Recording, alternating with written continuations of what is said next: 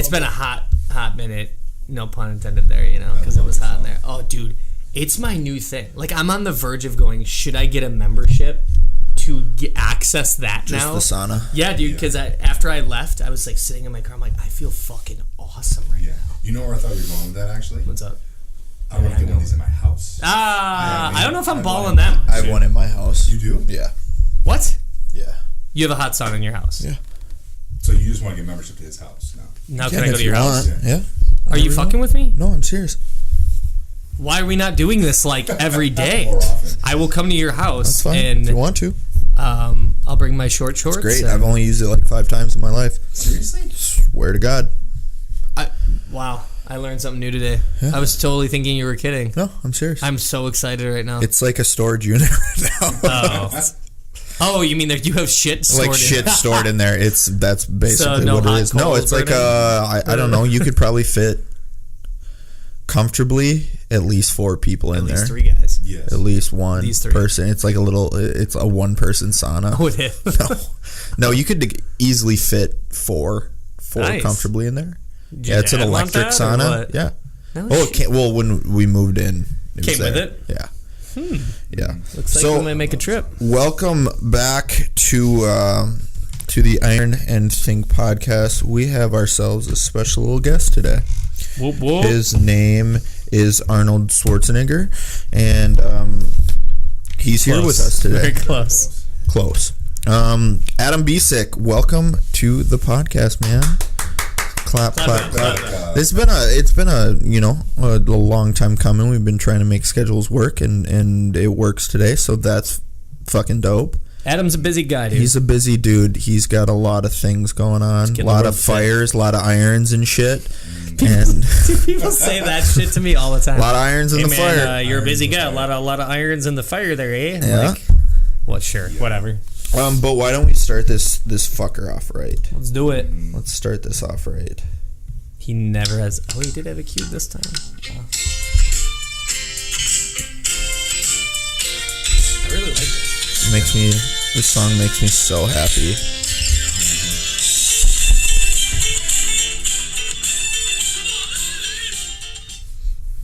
Then we're back. Do you wanna see if there's any questions first before we get rolling? You keep it rolling. Get rolling. Well, you guys have people like. Oh wow. Okay. yeah, we have a podcast email. So if you have any Fill questions, them in what it is, Adam. If you have any questions, you just send yeah. it. If you have any questions for Jeff and Alec, send them into podcast@ironandinkfitness.com, and we screen them because we get about 10,000 a day, and they're hard to go through. No, it's usually actually people end up sending them to like the customer service. And we're like, we do have a podcast. There's a specific one. It's all good. Whatever. But yeah, so anytime if anyone has any questions or anything, they just send that in there. Them. And we answer them because the Iron and Think podcast is the actual true news source. Everything that's said on this podcast is fact. Yes, fact. It's fact. We don't have to look anything up. Got a couple. Or anything. Okay. So fire them off. What do we got? Well, we do have. We should have. We kind of screwed up. We should have blasted that out. If you have any questions for Adam, send them in. So that was kind of stupid, but we'll relay the messages. If anyone has questions for you, we'll have you back on. We'll have you back on. I'd be back on. We'll get you back on. Cover possibly all we can cover. No, there's so much shit we can talk about. So what do we got? You want to hit this one? Yeah. What do we got? Well, we got a spammer. We got a guy selling shit. That's whatever. rude. That's super rude. Okay, it says, this is from Jake. This is from Jake. He sent one last time, but he goes, do you guys think the hardcore gyms like in the old warehouses? Oh, this is perfect then for Adam being here. And usually play heavier tunes would prosper out here in the Midwest. Also, if there was a place that near you would go. Okay, let's get that. Also, if there was a place near you, would you go or want to go to that gym? Yeah, they actually exist. We got them, a few. I mean, what's your definition of a hardcore gym, dude? Los. I'd say Los would be your dirty. Like, dirty. You know, Yeah. dirty. Dirty. Like physically dirty, or what's It has a lot to do like the atmosphere, the members that come in. Right. It's probably not cleaned all the time. You got free weights. You have like the cast iron weights. Yeah, for sure. Clanky clanks, yeah. You know, and it's got to be a little bit dirty. Yeah. Right? I like that kind of shit. But then sometimes I like, you know, what we hit yesterday was a little bougie, you know? Yeah. Well, that's the problem though, right? You and I like that, but the percentage of the population that's going to go to a gym like that is us. It's not that much. Yeah. So from a business standpoint, it's not really that smart of a move. Yeah, it's not lucrative. It's definitely a handcuff business-wise, because I think we've talked about a lot of the time when it comes time to working out, people who are just starting feel super uncomfortable in a very, very aggressive environment like that. So basically, if it's a hardcore gym, you're banking on getting everyone who is so-called super into working out to go there, and that's it, because you're not going to get your everyday person who's just starting out to be like, oh well, let's go and fucking go to a place where we got people walking around basically naked posing in mirrors and shit like that. Yeah, dude, that's the one thing when you get the pose down, the flex off like right in the middle of the gym, you're like, oh boy. Yeah, but you know, unless you actually know the individual doing it, then you're like, oh, there's a reason why they're doing it. Metro Flex would be a hardcore gym, right? Yeah, I like Metro Flex a lot. I like that, actually. Yep, and I'd say it's clean. Yeah, it's just for sure. Butt fuck nowhere. That's the problem. Well, it's in Fridley. Yeah, the location's tough. Yeah, right? I did a photo shoot there with Corey. Yeah, how'd it go? It was great. Why didn't you call me to oil you down? I asked you multiple times. You actually did. That's right. Did you? Yeah, but I saw in one of the photos you were glistening. It looked like I was just sweat because we took like 3 hours. Oh really? Yeah, it looked like a fucking Greek god hanging from the pull-up bar. I'm like, Yeah, I'd say that one's nice. The only two around here. Yeah, I would agree with that. Yeah, I mean, and then it's like, what was the one when we went to the Arnold Expo a few years back? What's the one? Dude, it's such a shithole where, like, it's not up to code by the city. There's no fucking way. It's like a Metro Fitness. It's not Metro Flex, like a Metro. It's like a couple blocks away from the convention center, right? Yep. Yeah. And everybody goes there. It's way too small, yep, and it's so gross. So imagine this. When you look from the outside, the windows are steamed up with moisture because of all the bodies inside. Yep. And they don't have proper ventilation. And then I go to get water. It's broken, and the water is shooting onto the floor off the machine, not shutting off. So it's creating a massive puddle, and the floor is rotting out. Oh, good. And it smells disgusting, and I'm like, this is fucked. Well, like, that's hardcore to a whole level. Yeah. The hands down, the best gym I've ever been to is Metro Flex in Marietta. The one out in California. Oh, yeah. It's got that it's got all the hammer strength, all those machines and everything, but it's clean and it's big, and it also has everything that you can do outside, inside, or everything you can do inside, outside as well. So they have everything. That's the joys of California, everything going on inside, but they also have an outdoor portion. So if you just want to work out outside, they have that as well. Dude, I love that. There was we were on tour. There was Soma is the venue in San Diego, right next to the venue Gold's Gym. In San Diego. Oh, is it right off the 5? Yep. That one where it's got the big mural? Yep. I know exactly where. It was so awesome. And that's in San Diego? Yeah. Yep. It's right. I haven't seen it. Full gyms outside. I've gone to Worlds. So when if you're coming in from north to south, it's not like downtown San Diego. It's like way on the outskirts of northern San Diego, technically. So if you're driving down the 5, you can see the Gold's Gym mural right off.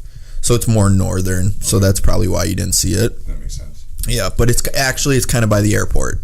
Okay. It's a little north of the airport. I haven't seen that. Yep. Yeah, but I just think hardcore gyms, it's interesting. I think it's all about creating a blend of both. Yeah. I think the best gyms are the ones that like it works is like you can create the hardcore vibe, but it's still, I think it's more the big factor. Like if you can have like people that feel uncomfortable, like they can go do their thing, but you just make a spot for everyone. And not worry that you're going to get a fucking staph infection while you're there as well. Which I actually did get from LA Fitness. Oh, did you? Yeah, like 4 years ago. Didn't you say something? Yeah, that was at a Lifetime. Oh, Lifetime. Yeah, he did a preacher curl machine and put his arm on the pad. I always lay a towel down. This is my face. I got what the lying leg curl? That's the only thing I could think of from. So I laid on it, sweat on it, and that night I shaved my, I was like buzzing my face, trimming up my beard or whatever. And it followed the line of my beard into my ear and the right side of my mouth down my throat. Lost hearing in my ear for like a month and a half. Dude, what the fuck? Yeah, they misdiagnosed it at the Minute Clinic. And so like it's the Minute Clinic, right? You know. You're in for a minute. They're like, get the fuck out of here. And I go and I see this doctor like because I couldn't drink water on like a Friday night, and then he comes and says, "Oh, it's the worst case I've ever seen." And he's just laughing, and he gives me like this 10-day dose worth of penicillin. In like an hour, it went down. The swelling went down. So wait, let me go back. So you got it on your face. Were you doing like the leg press where you put your face in the fucking machine? Oh, face down on that pad. That's the only thing. God, dude. Gross. That's what I'm saying. I always lay a towel. Well, that's because people who aren't familiar with actually working out, they're like, oh, I'm gonna sweat on this. I'll just like wipe it off with my fucking hand. Or they don't even wipe it off. Or that they just don't give a shit at all. That's the worst. Is when you're waiting to like use a bench or something, and there's just this puddle of fucking sweat sitting on the pad, and you're like, really, asshole? You couldn't just fucking wipe it off. And the worst is then when you see the person who did it. Yeah. That makes it even worse. What do you think of that drink, though? By the way, it's fantastic. It's a pretty tasty treat. Do we have any more or no? Yes. Could you snag me one when you get a second there? Yeah. Stud. But why don't you let the people know? Well, they probably already know who Adam Besick is. Yeah, how do you know? How do you go out in public, dude? Let them know what's up with him. Well, this is Adam Besick. We'll do an intro. I'll do an intro for him. He is a certified trainer. Do you want a koozie? Let's do a koozie. So we work together. I have a few clients. Still, you are a machine with clients. But he is an awesome trainer, and I think for me, because I see the guy every day, really, I think with your business, not only, and he really had, we were just going through his website, and we'll talk about that in a little bit too. His online training is like, I always say it's kind of like what we do. There's a million trainers out there. There's a million clothing brands. There's a million bands. There's a million this. But when you give a shit and you do it right, dude, you just weed out the garbage. Oh, yeah. And so that, and you look the part, and people don't know this because they can't see, but we'll this guy. What are you talking about? We're on the fucking YouTubes. If you let me fucking finish. Wow, look at Sam. This man has the ass that rivals all asses, female, male. Yeah, it's the most ridiculous thing you've ever seen in your life, and honestly, I hate looking at you because all the time because it just makes me super insecure about myself. Now, with that being said, I do know people that do molds, and I have said this as a business venture. Absolutely, this is just side hustle money, dude. Yeah. Where you literally just have to put a little mold of your butt. Mm-hmm. You sell that fucker. You're making some coin, dude. This is tough because where do you draw the line, right? This have had to go through this.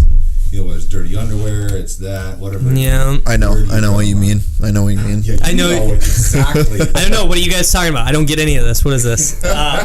Where you get people, hey, will you send me a used pair of your underwear? And that's I'm like, insane. What? So you I know you've gotten that, Alec. Yeah. And then what have you? Yeah. Do you get it all the time too? Yes. Like what's like one that you remember like that was like this dude was gonna offer me $3,000 and you didn't do it. Why? No. USD or USD for 4 pairs of dirty underwear. Why not make it an even 4,000 for 4 pairs? It's fucking stupid. I go, you know, let's get our math right. Before, because it offered me lowball me like $350. No, it's not worth the shipping, right? Yeah. This one, like, you know what? I'm gonna do this. Because once they're gone, did you do it? My mind. The dude like goes to me afterwards. He's giving me like the PayPal info. I'm like, man, because that I would have done.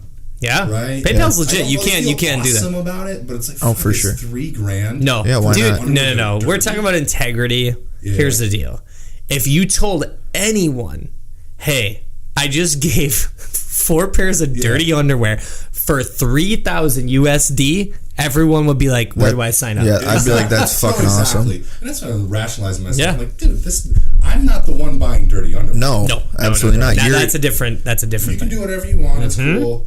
But I'm not the one buying it. So sure, yeah, $3,000, I'll take that. Yeah, I've had people like, or I'm guessing you get it all the time, people that ask you for like nude pictures and shit like that. I always, if I do see it, and most of the time I just let it go and I don't respond. Sometimes if I'm feeling feisty, I'll message back and shit, and I'll be like, yeah, 10 grand, 100 grand. And or just, I'm sure someone's like, I'll give you money. Nope. No, nothing yet. Not if you're not yet. That kind of thing.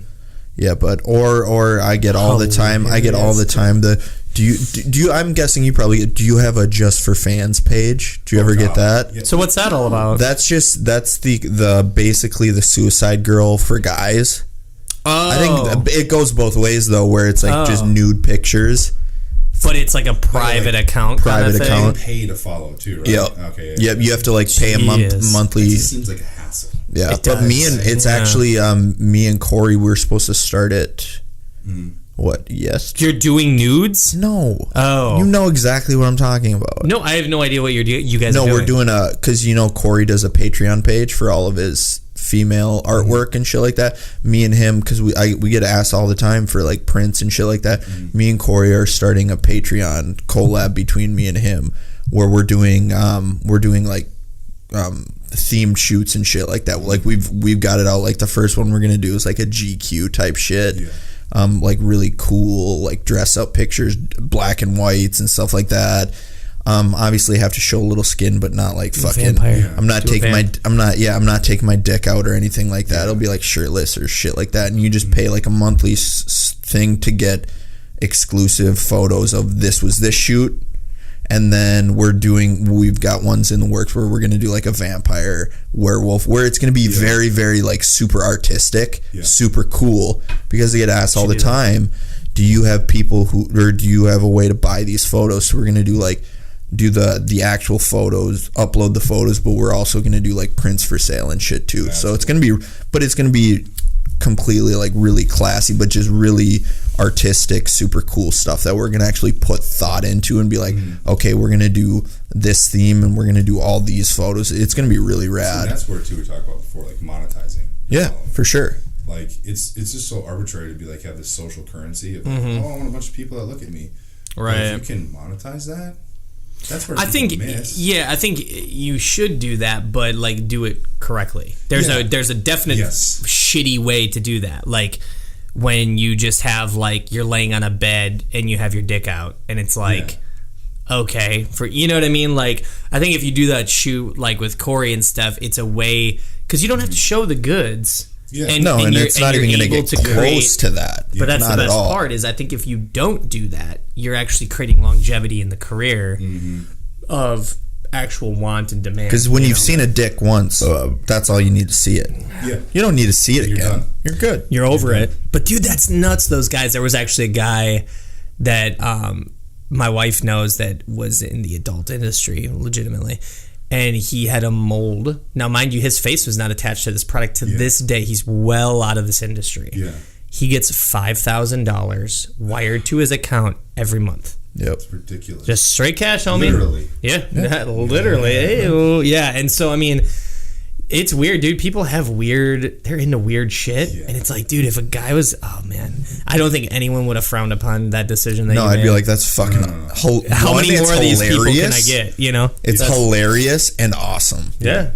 That's incredible. But you can't necessarily bank on that. But your legitimate career, now we'll segue into that, is that you train clients at a gym in Eden Prairie, Minnesota, correct? Yes. Vault Fitness. For anyone who's local that wants to know. It's a good gym. It's some of the Vikings dudes train there, and it's actually that's a good example off Jake's question. It's kind of a mix. I don't want to use the word hardcore, but they do have the equipment that you need. People are serious. Yeah, people, for the most part know what they're doing, and then you have the moms and stuff, I think that's a good gym, a good example of like, you have a little dabble of the hardcore, a little dabble of like kind of the lifetimes and shit, but now you also have online training, which is besickfit.com, BESICK fit.com. So what got you into, I guess let's pull back a little bit, let's give people a little info about like where you started, like why you got into this world.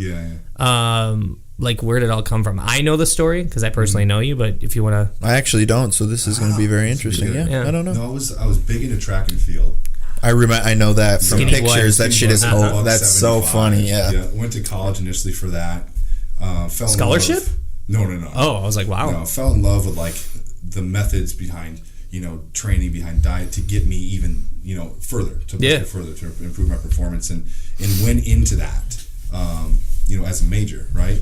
Kind of fell in love with it. Like the school I went to was D3, like they've won D3 championship like 17 years in a row. So ridiculous. The guy ahead of me was a sophomore when I was a freshman, who was D3 national champion. So and then they transferred some dude from Illinois, like the University of Illinois, right, for the same like event. I'm like, screw it. I'm like, I'm gonna put all my effort into work, into school, and so I actually just went headfirst into. Actually, I got my certification, nice, through NSCA my sophomore year, and just went all out. Fell in love with it. I did an internship at Mayo Clinic. That's rad. Yeah, that was crazy. That's really cool. They offered me a position, but they're all like corporate wellness. And so I wanted to be more in the private sector. Plus, you'd have to be in fucking Rochester, Minnesota. Yeah. And that's about that no-go. And I literally started at Lifetime 10 days before I even walked for graduation. Wow. Yeah. So you already started your career before you even graduated college. Yeah. Good for I had to drive back to Lacrosse. I'm from Lacrosse, Wisconsin. Nice. And I was there for 2 years. You know the shtick. Lifetime. Mm-hmm. Did super well. Was like, man, you know what? I want to broaden my horizons. At that time, I got an offer from a company called Beast Sports Nutrition to be a That's sponsor. the brand that kind of looks like BPI. Yeah, it's like blue. They're exclusive bodybuilding.com. Yeah. But that required me to do have my website and kind of make articles and stuff. So stuff that would be like on the fringe of my non-compete contract. Sure. And it was just time for me to leave. So I started my own practice in 2012. I was with that company, B Sports Nutrition, at the time, and it was the August of that year that I was Bodybuilding.com's like personal trainer of the month or something. So it was pretty cool. I'm training. Oh, you were Bodybuilding.com's personal trainer of the month. That's fucking gnarly. That's pretty sweet. Super sick. And so I'd only been personal training. I had my nutrition certification. My undergrad was minor was nutrition, so I had that background. But Lifetime didn't let me do that because we already had nutritionists, right? Yeah. So I had to refer to all my clients. Yeah. Well, now I could do that. And when I had that, people were emailing me, "Hey, can you train me?" Totally. So and I didn't have an infrastructure to do that yet. Mm-hmm. And so that's when this whole online thing started on top of my PT business. Right. And since that was when did it open? You were there June 2012. Did you come in there? So because I have a degree in kinesiology and business, and I went from it was the way to go. It's like post college, dude. Not gonna lie, the blessing of that place is a fucking revolving door of bodies, that need the help. And when you get guys that are qualified, which they do have some good trainers, then like any place they have a shitload of bad ones. But I went, I graduated in 2012. Yeah. Correct. Yeah. So I started right away. Yeah. And I was there for 3 years. Okay. At the Plymouth Club. Is that right? No. No, I'm sorry. What? 2000 would be 6. Yeah, because you're older than I am. You're 2006. My bad. Yeah. But 2006, and then immediately was at Lifetime, and then after about 2 years of that, I'm like, nah. Yeah. Same thing with you. It was identical stories where I'm like, wait a minute, why am I referring a client? To that guy when I can do it? Mm-hmm. You know what I mean? Exactly. And they're just pulling income out of you. You know, this was pre-social media. Yeah. So that's one thing, wrapping people's heads around is this is pre the social media curve. And, it's and then the non-competes, which never hold up in court. They made you sign that. It's fuck. But, yeah, man, the online... but, yeah, so 2 years I was there. But yeah. Well, then you start in 2012, right when Vault opens when I started. So we've been there 6 years. Have I been there that long? I don't know if you were there right away. It was Spiker and I were there right away. You were the only two? Yeah. Awesome. Was Spiker at Lifetime as well? Yeah. Everybody. So everyone? Yeah. Crosstown, yeah. Mm-hmm. And since then, it's just grown. So now I'll have, I've always done 35 to 40 training hours a week. Even when I started within the first year, it was at Lifetime. It's grueling, man. I did it. You, well, right? it's grueling. Yeah. It kills. It's gnarly. You have burnt out probably a handful of times. Did you notice when that happened for you that you actually weren't taking care of yourself as much? Oh God, yeah. Yeah, that's the same with me. Relationships crumble. Dude, everything in your life is centered people were around that. "Where's Jeff?" He's working 7 days a week at Lifetime. Well, dude, they literally every single day they put a scoreboard up of what you're making. That's so you want to win, right? Yeah. If you're competitive. So like you're going to do everything from chasing leads to doing sessions and servicing sessions to get that number higher. Totally. And then you win, but you lose because your life sucks. Yeah. Yeah, and you find out though. You find out. They take so much from me. And granted, I don't want to talk ill about it because it put me in a good position to like have a business set, like be business minded. So I had that structure as I transitioned to my own. Right. But at the same point, I'm like, dude, I'm giving away, and you know that even if you're making 58% commission, those checks didn't come out right. No. Like I left all the time. Every check I got was wrong.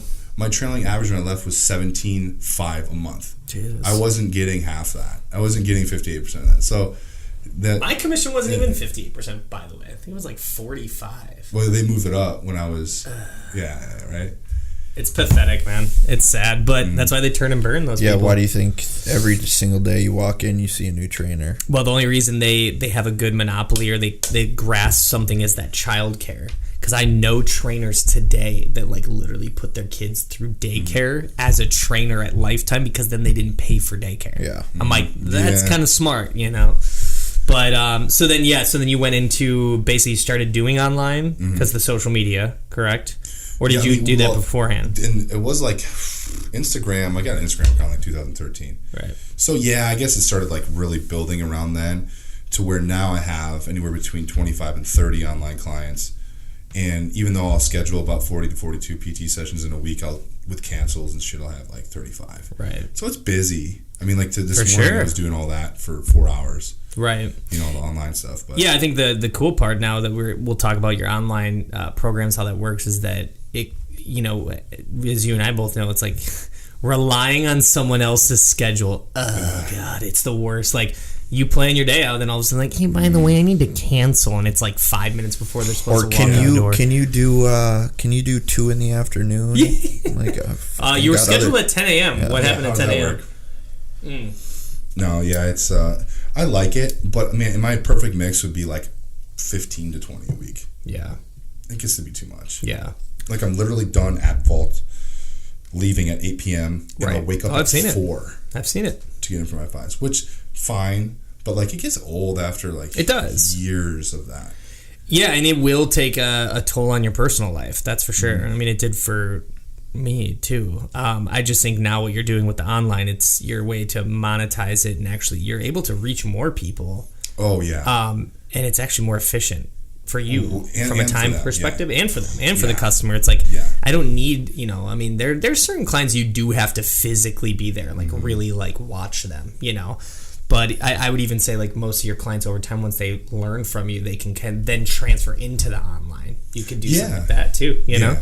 But yeah, man. I mean, what's the so now then you went from a track runner, dude. I'm laughing because visually he showed me the photo. Oh, hilarious! And when we'll put this on YouTube, if you see him now, it doesn't even look like the same dude. Way different. Well, it's the same face. That's the funny part. But I'm like, did you Photoshop your face on that body? Same face, more hair, less facial hair. Yeah, dude. Sure. You were a little string bean, but yeah, man. So then what happened with let's go back to the Beast thing. So you were actually getting paid through that company, the supplement company? Product. I mean, the big thing for me at that point, I was kind of like new in the industry, if you will. I liked that side of things. Right.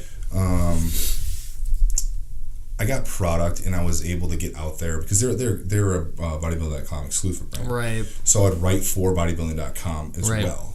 And so, you know, my name was out there in terms of like online training. That's great. Mm-hmm.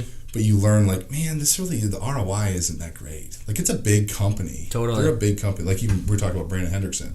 Yeah. Olympia. He's sponsored by him. Mm-hmm. So that was cool. But after a while, like, this isn't it. Yeah, I mean, before the podcast started, we were kind of diving into how the industry is right now. And I feel it's like he was watching Generation Iron 3 last night, the third one. And it's just, I feel like people are starting to understand that, you know, it's not you know, shit talking the fitness world, but like a lot of the stuff they're putting out there, it's not all it's cracked up to be. No. You know what I'm saying? And, you know, living a healthy lifestyle, it's like you look at some bodybuilding dude, like, you know, who's that gad dude? I saw him yesterday in my fucking feed. Sadiq, or what's his name? Yeah. You know, that guy. I mean, it's like, and he's pumping weights in the gyms. Like, the dude looks crazy good, you know, but then you're like, is that paying your bills? You know, I think a lot of people that want to do shows, because you train a lot of people for competitions. Yeah. Not as much anymore, but yeah. People are transitioning away from that. Yeah. Why is that? Or why do you notice that? Well, think about it. Like, why do people do it in the first place? You know, for a compliment. People want to be seen. The gratification. Yeah, but you just go on Instagram now. Yeah. That's all you need to do. That's your show. Yeah. Like, and people don't want, like, I'll tell you right now, I hate doing shows myself. Right. Like, I love the process. I like looking like that, but the actual show day, you're like, it sucks, dude. I did it. It fucking blows. Yeah. Because, like, you have this show, like, you get judged by a group of people against other. It doesn't matter. None of that matters, right? Mm-hmm. You still look the way you do, whether you do the show or not. Mm-hmm. But most of, like, my clientele, it sucks because that's how they look at their success. That's how they view their success, is how well they do, rather than how they look. Yeah.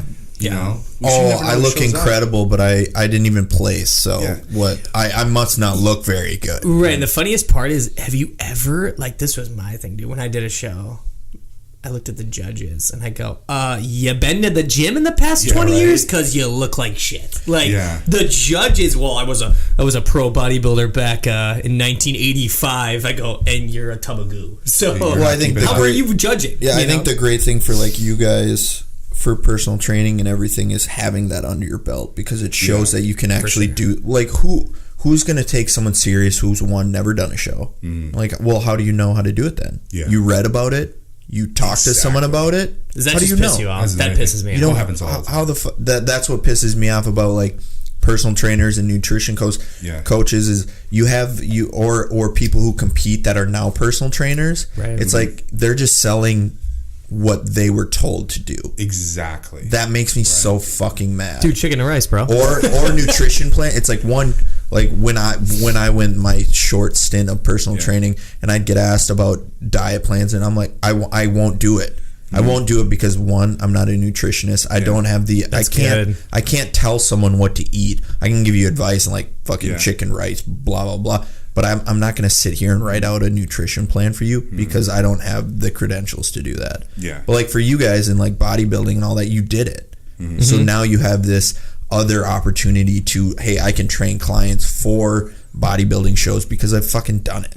And that's huge. Yeah, I agree with that. But what's funny is I actually, after doing it, I go, wow, this shit's fucking lame. Like, won the show, got my trophy, and it actually created an eating disorder for me. Oh, yeah. Where psychologically, I was fucked, dude. About a week or two after the show, I looked like a fucking, looked amazing. Yeah. You know, because sodium built up, and I was like, oh, whoa, I looked amazing. But, dude, like, I had actual eating disorder. Yeah. Like, you don't crush 30 chocolate donuts while you're holding your first place trophy. And I'm going with my Oompa Loompa, you know, paint on, like, singing the Oompa Loompa song as I'm driving home, and I'm like, oh, these donuts are so good. Then I ate a whole large pizza with a tub of ranch, drank no alcohol, but I had my first beer in the shower as I'm rinsing off the Oompa Loompa you feel shit. like garbage, man. And then I had, this gets better, a bag of Taco Bell and a large blizzard. I know you know what a large blizzard looks like. A lot of people don't. It's a big They're one. fucking big. Yeah. Crushed it all of this, mind you, in and I'm a fast eater, he knows this. 2 hours. Oh, yeah. And I was holding my trophy going, barfing in the toilet for like hours. And I'm like, and then you go, is it worth it? Like, you know, granted that was extreme on the food, but I think the best part was, yes, you're right, Alec, on doing it for sure. And if you're going to train, great. But it opens your eyes to go, man, there's more efficient ways to, like, lose weight and, like, be, like, it's a weird industry because, like, what is healthy? Because what Alec might think is healthy, or you or me, we might think, the three of us think it's totally different. Yeah. Or what is aesthetically pleasing. Yeah. There's no answer. So I have a question. I have my opinions on it, but why do you think, one, the competitive aspect of it, but why do you think in the past, I think the craze kind of happened, started like 2 years ago of competing in it. Why do you think people want to do it now? Or did want to do it? Do. Like, why? Do. Why? Because, one, you're going up on stage in minimal clothes in front of a lot of people. Why do you think all of a sudden this, like, craze happened? Like, oh, I want to fuck. Because remember, I'd say it was probably a year and a half ago. Yeah. Literally anyone who'd ever picked up a weight was like, I'm doing a show. I'm doing a show. Yeah. Why do you think that was? I'd say 2014. was when it was the largest. We had the local shows where you get like around here in Minnesota, like 220 people is a lot of competitors. Yeah, it's a shitload. It was huge, like 20, and at that point it was because of the novelty. Like it started happening. They made these new divisions like bikini and physique, and the novelty of like, physique. Now we can do it, and people just wanted to do a show, right? You know, and then it became a thing. Like now there's Instagram, there's social media, and there's this social acceptance of that, right? Right. They get validation of like being something, being worth something, right? Right. And now, I don't know, you know, I think people don't understand that being a pro in this doesn't mean anything. That's what I was just gonna. I was gonna ask you, what is your opinion and what are your thoughts on I'm an IFBB pro? Nothing. I mean, it's not like you're Jordan and you won the championship. In other athletic wise, what would you compare being an IFBB pro to? Well, here's the intramural football champion. Yeah, like a table tennis rookie league or something like that. Well, like the problem what with this do you is like? So when you're a pro, that basically means that you get paid. Right, so professional. The difference between amateurs and pros is you get paid. Sure. Right, but if you're a pro physique athlete, we'll call it to group everyone together. You will pay out more money than you'll ever get back to compete. So your ROI for business makes no sense. And also, what is there's a million leagues. Like you have like you can just fucking rope 4 letters together. True. WJFP pro, and you're like, what is all this shit? So there's like the IFBB, which is the professional league, it's the biggest and the NBC, the amateur league, are the ones that are not tested. Right. The WBFF is also, but it's not as popular. It costs more to get into. It's kind of fucking weird. But for all intents and purposes, that's really it. I mean, the other sanctions, like the natural sanctions, are tested. People want to do them to think that like everyone else isn't doing something. Some people do, but they're just not popular, right? So for all intents and purposes, NPC, IFBB are really the only ones that are going to get you any notoriety, right? You know. So, but the thing is, like the best guy, the best one person in the world wins $400,000. Like, and it's a steep decline for number 2, and that's just for men's open bodybuilding. Right. I can't like quote like all of what everyone at the top of the Olympia wins. Right. Like if you go win like a bikini pro show, just some random one, you like $1,000. It costs you like $3,000 to go to the show, like the tanning, get your suit, your coach. Like you don't make over money. $3,000. Well over $3,000. Yeah. And I think that's the funny thing is like now but it's almost like a cry for help because a lot of those people do the shows, right? They have a decent following on social media, and they're like, "Fuck, what do I do now?" So they're like, I guess train people, you know, or I'll make a janky clothing line. Like you see a bunch of people who've gotten their pro cards and shit. And there's a group from Minnesota, and they haven't they haven't competed.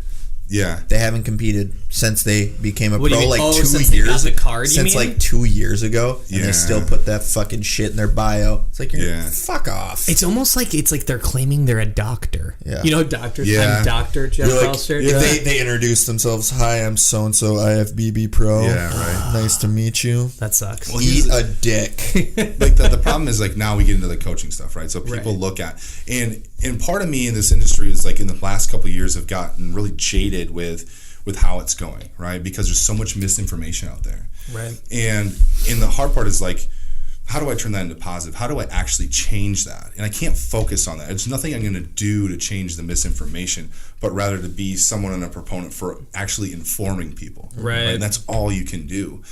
And you get mad at, and I used to get mad at all these people that would have like shitty information, like legit, not that's subjective, not even like misinformation. Yeah, totally. Because they're affecting people's health and fitness negatively, and they charge them money for it, right? All right. But at the same point, the consumers of this, it's like if you're going to be ignorant to it, that's kind of your own fault. You. Do your research. Like if you bought a car, aren't you going to like if you're going to like your health and fitness is kind of a big fucking deal. So if you're going to like buy a car, right, as an analogy, you're going to probably like look into like comparative cars, like comparable cars. Yep. Like what do you get with it? What's it cost? What's the value? What's the warranty, the lifetime of this car? Not just how it looks. Totally. Yep. Right? And so people don't a great analogy. I like that. They don't do their research, right? Like if you're going to hire a coach, maybe you should talk to them, look at their credentials. Totally. Like and even like test them. Like if you look at like I changed this person to look like that. Well, half the coaches most of the popular coaches, and I I guess I can just say it. Most of the popular coaches are popular because they're popular. Totally. Right? Once you get one good person, other people want to be good. They go, like, they might have just been good in the first place. Totally. Like, you get lucky, and you get lucky again, and so people want to be a part of something, not necessarily because the methodology is good, but because popular people are there. Mm-hmm. And who they're working with and shit like that. They don't even care if it's a good coach. They don't even care if they're going to get a good result. They just want to be attached to somebody popular. Totally. And if you go into that knowingly, cool, like, whatever, but you're really going to make that choice. It's crazy, dude, because, like, what blows my mind is, like, with that, it's an industry where there's no rules, but it's your fucking health. Like, there should be the most rules, but there isn't. You know, like, use this supplement, what's in it? Well, I don't know. It's none of it's FDA approved. None of it's, regulated. Even to a degree. I mean, there's certain things they do, like, it's made in an FDA facility, like, more on the supplement end, but these coaches where they're, like, prescribing, like, eating like restricting caloric intake, increasing caloric intake that can literally could harm people permanently or psychologically, and there's no rule book. And to me, it's like, but when a doctor prescribes you, there's a rule. You have to go to the doctor. They check the symptoms. They do this kind of like protocol, and then they prescribe something. People are prescribing, jumping to the prescription part without doing anything else, and they're like, just do this because he did it. It's like, we're all different. My body frame's different than yours is different than his. Maneuvers wise, on like working out, we can do the same stuff. That can be the same, but man, you nailed it. I think it's an industry of just, I think over time now from 2014 that you said when it was popping to now, people are like kind of seeing the bullshit not only in the supplement world, but in these online coaches. Well, like, so I hold myself to be pretty educated in this stuff. For sure. There's certainly people that I look up to that are way fucking smarter than me. But I focus on continuing education. I even went to a seminar. Actually, last seminar I went to was the ass camp. The ass camp, dude. That was just like impromptu. Oh, was it? That shit was dope. But there's a dude, the Muscle Nerds. It was called Muscle Nerds, and it was awesome. It was probably the best seminar I've been to ever before. And it was a couple months ago, and I'm in there, and even myself, holding myself in like high regard in terms of education with this stuff. Sure. I leave and go, fuck, I don't know anything. And then I go, you know what's really scary? There's a bunch of dudes that charge more than me, a bunch of people that charge more than me to do this. That what the scope of what we went through in this weekend, they have no fucking clue, way over their head, and they are literally controlling all these variables with people and charging them a ton of money. Yeah, it's scary. Yeah, but again, you touched on it. With that being said, don't you feel like where's the responsibility of the person paying for it? You're a fucking idiot. Like, and as we know, people are kind of dumb. A lot of people are. So dumb. So dumb. And, like, you go, okay, they'll just do... Well, it's kind of like, goes back to the day of, like, like the Suzanne Summers or, like, the shake weight. Yeah. Right? Like, people legitimately think that shit works. It's like, no, that dude bankrolled, and they'll just do it because they want... I think, as humans are wired, it's like, how can I get the results the quickest possible way with putting in the least amount of work and effort? And that's never going to change, No. And I think that's what these people are capitalizing on. It's like, they know, well... But I'm hoping in all businesses that integrity is starting to, foreshadow the bullshit. I don't know. Well, now that social media, the internet, just everything is becoming such a 100% a part of our life that you have the capabilities of doing your research and shit. And if you're full of shit, it shows. You'll be found out. It shows. I would assume. Yeah. With how connected everything is. Yeah. And so another question, with all this being said, obviously working out's never going to go away. People are going to work out until the end of time or until we can take a pill and you look perfect. What do you think, where do you think everything is going to kind of, how do you think things are going to evolve? Fitness wise, online coaching, personal training, just the industry itself. Because if there's anyone who probably has a beat on that, it's probably you. Because that's literally your life. Oh yeah. So he's never worked out a day in his life. Never. So where do you think, like, when it comes time to in-house training, online training, do you think one's going to overshadow the other? How do you think things are going to develop? over time? I think that there's a lot of cool new stuff coming out.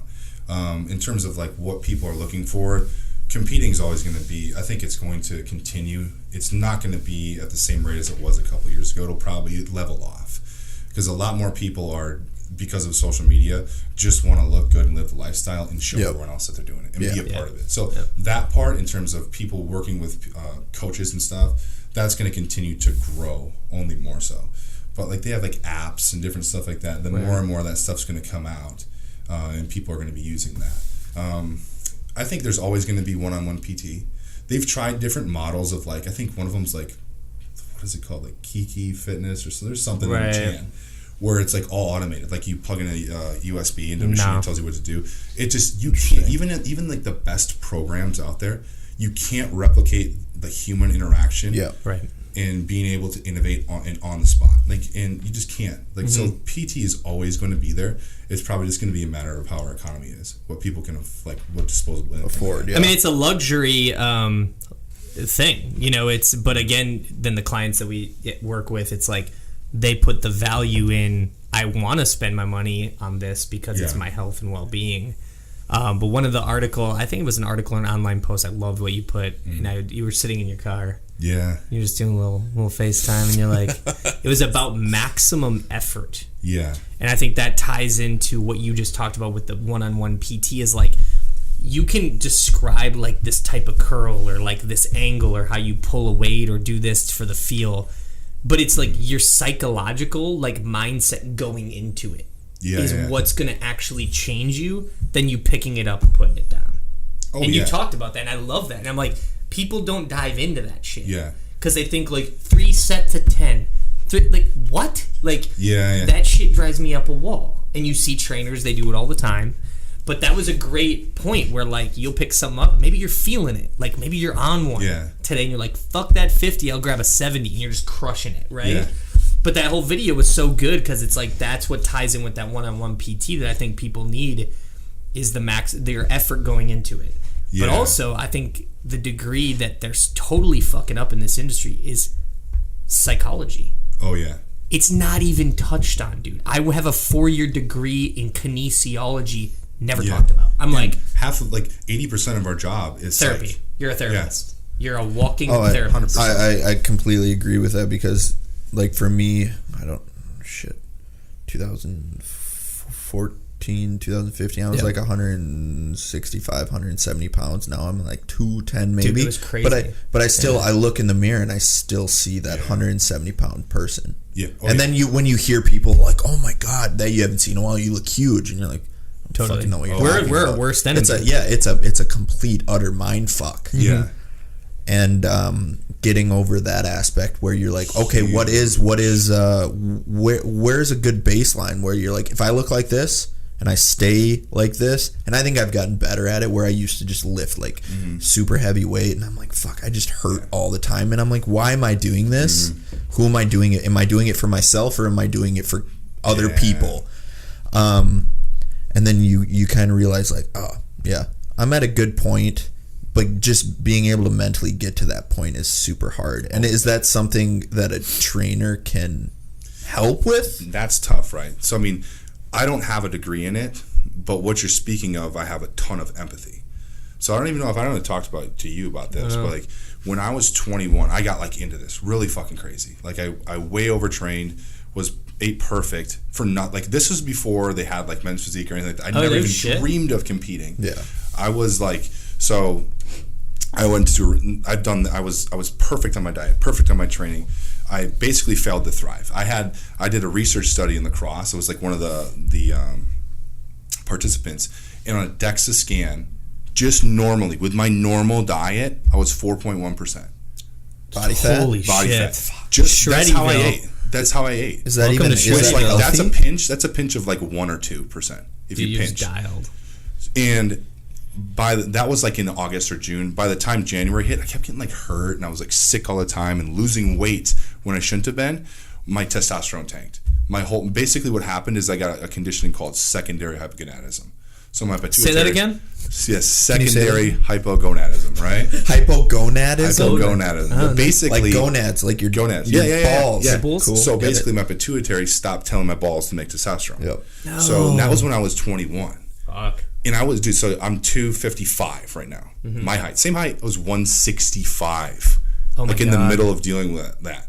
And, you know, the doctor's like, oh, you're going to be fine. You know, you're going to be fine. You'll bounce back, and you're 21 years old. For 6 months, they let that run. Like the worst case of clinical depression you could think of. Because I worked in a hardcore gym in La Crosse, sitting there, being this small fucking dude, wanting to do that. I'd do a dynamic warm-up and be crushed for 4 days. Like doing like walking lunges. My body weight. Shit. It was horrible. Like, so if your testosterone on a reading should be between 300 and 1,000 nanograms per deciliter, mine was 43. Basically like 12-year-old girl. Oh my God. Like, it was hard for me to run across. I would wait on the other side of the street till traffic wasn't busy enough to walk. I remember that, to walk to work, because I couldn't run. I didn't have any energy to run. It was horrible. Wow. So I've actually been, like, I went through that whole process of, like, I ate that way because I identified with this. This is the way I look. This is who I am for so long. And to say that I'm over it is like, no, I'm not. I don't think you ever are. Right. But at that point, after 6 months, like, okay, so we have to start hormone replacement therapy. So since I was 21, I've been on that. So it's been like. Are you allowed to? What's your whole? I have. You can. Hold on. I'll talk. I'm gonna swap out the batteries real quick. Oh yeah, we have to do that with that guy. But yeah, it's funny you talk about that because I've been tested multiple times, got my testosterone levels and everything, and I found out recently, so my testosterone levels are fucking brutal. Yeah. They're like, because what you said, 300 to 1,000 is normal. 4, mine are like, I think the last time I got mine checked a few months ago at the VA, it was like 145. Yeah. You don't feel good. No, I feel like shit all the time. I'm tired all the time. Oh, and the reason why is because I have a brain injury. My pituitary gland got fucked. Yeah. And so the funny thing is my testosterone levels are super low. My estrogen levels are through the fucking roof. That's how that negative feedback loop works. So my estrogen levels have been for a long time like the peak period time of a female. So it's like I'm having my period all the time. It's crazy. So dude, it makes so much sense right now. I'm such an emotional person. Moody. Yeah. Hey Alec, how are you? Shut up. Leave me alone. I'm like, wow. But the issues I've had is they're like, oh, well, I think the last time I got it checked, they're like, you're too young right now. Oh, God, you're too young. But so how is that? Because you're 25 and you... I was 21. 21. So what is that? It might be because yours was such a drastic level. Here's the thing, too. And, like, it's tough for me to talk about because this is, like, my stuff. Like, I've had some severe, what they want to call it, like, Adonis complex. Or, like, muscle dysmorphia. Yep. To the point of where, like, I literally had an eating disorder to the fact, like, you hear this fucking shit, like, thrown around all the time. Like, no, I literally didn't eat, it's so stupid because it's not rational, like pizza. Because, like, it would make me, I feared it would make me fat. Like, legitimately. Yeah. Not talking about, like, the kind of, like, shit you see, like, now, like, thrown around. No, this is, like, real deal. Wow. Like, I identified as this lean dude, and my whole existence centered around looking like this. Yeah. And when I lost that, it absolutely fucking crushed me. Like, clinical, like, to talk about clinical depression, like, my best friend's out of my life. Like, you talked about, my mom was like, I'm so glad I had my mom. Like, the most wonderful woman in the world. Like, that, and I lived at home at this point in college. Like, that was the worst time of my life. You know, and it went on for 6 months, and they're like, well, the last thing I still remember, they thought I had a pituitary tumor. Okay. So I'm going in, I feel like shit, you know, like I'm small. I remember writing in this diary that says, like, I hate my life. I can't even remember what the verbiage was. It was like something to the effect of, I want to die every fucking day. And not like this, like, emo shit. Like, I just didn't want to fucking exist anymore. To the point where, like, at that point, like, I just want to know what the problem is. You know? And it came to a point where I remember driving with my mom to where my uncle lives, and that's where I had my guns. Right? That's where the gun safe was.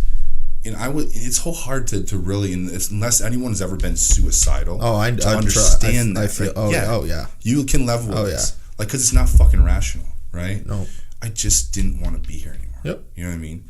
And I remember going there and going downstairs, and it was locked, right? And just rummaging through the fucking drawers, trying to find the key for it, and finally just fucking breaking down, bawling on the ground.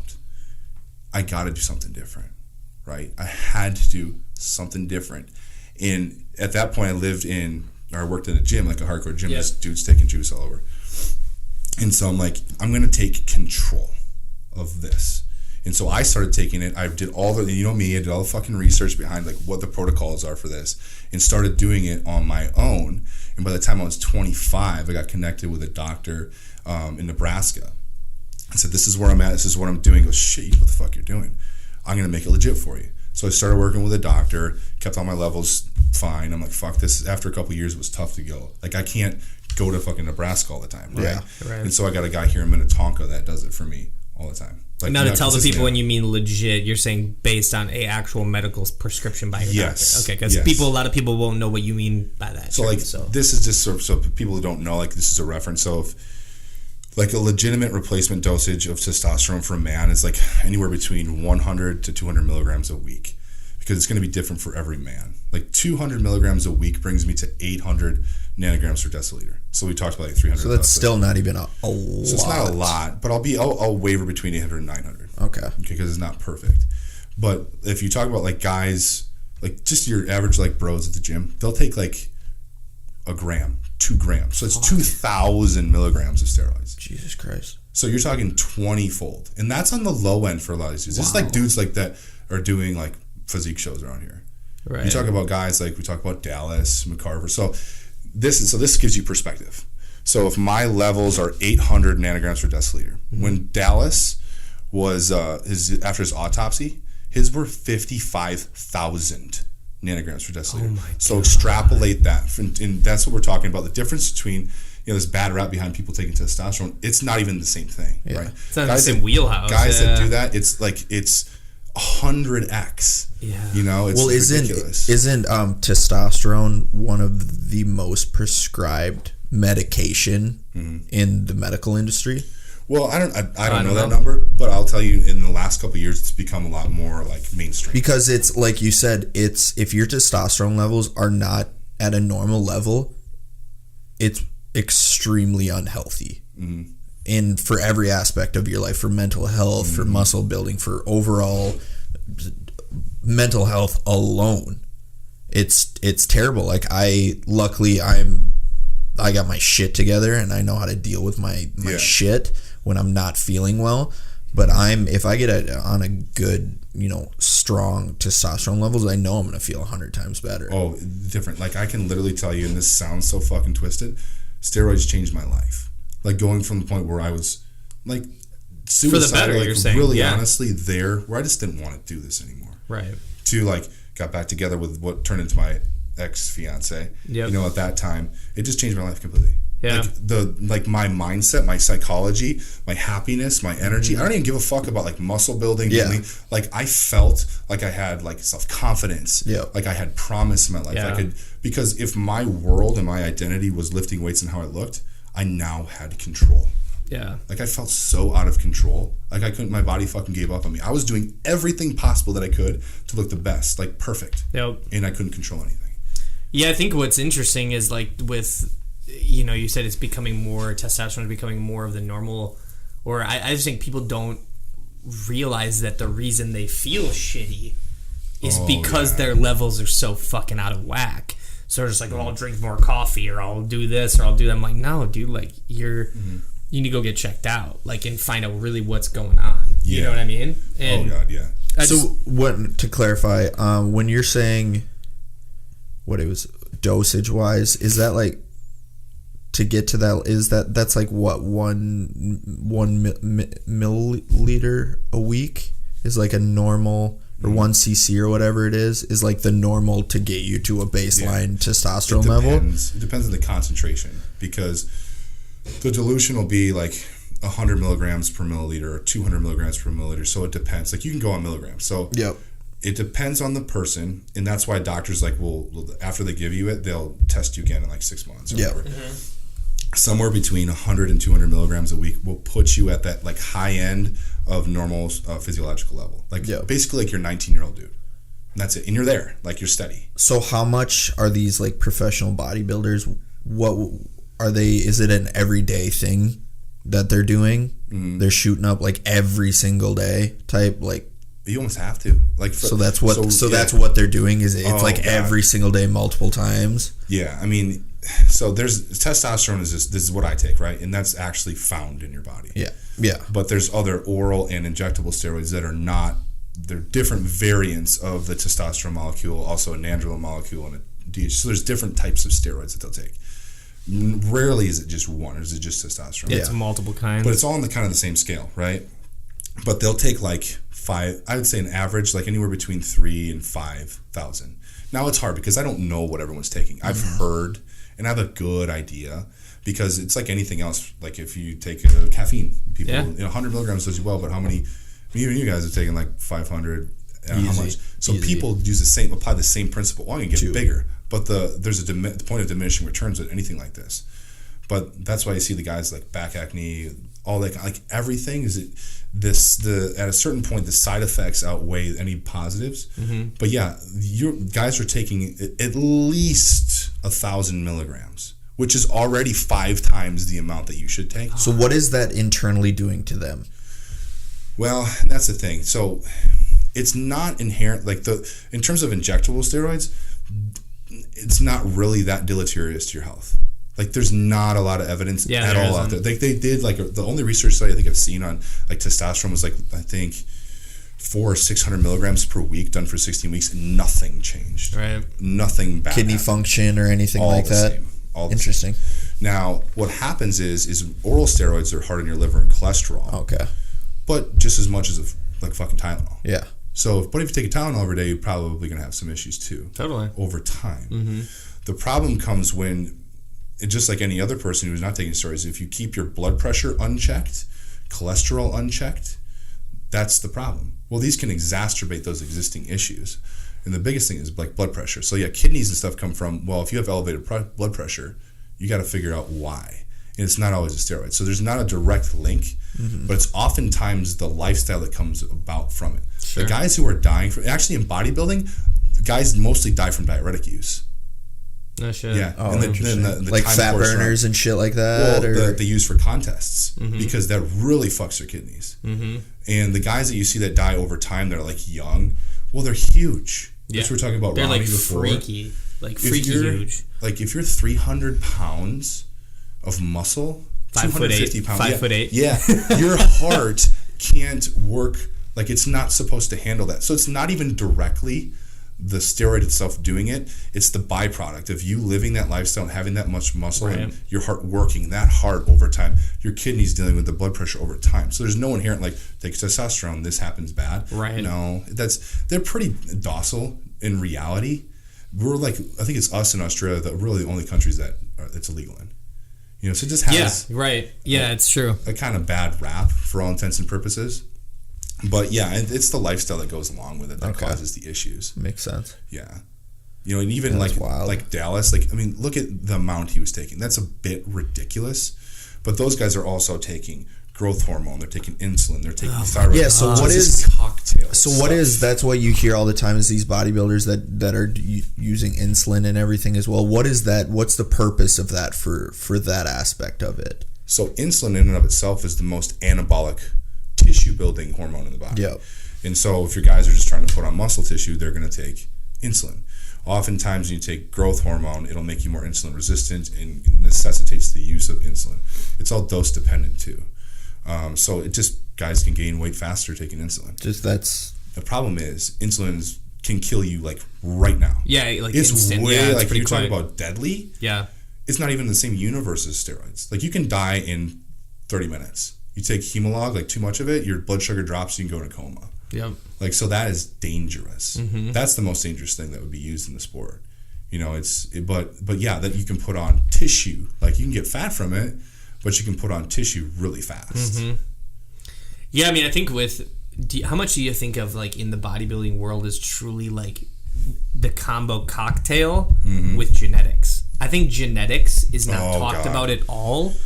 And that is such a huge factor of truly how can you become whatever, again, in this world that's subjective, one of the best bodybuilders out there. Yeah. You know what I'm saying? Because I've seen dudes where you're like, they're young and you're like, that dude's a freak, and it's just he picked up a weight and it just something happened that, you know, it clicks with their physique.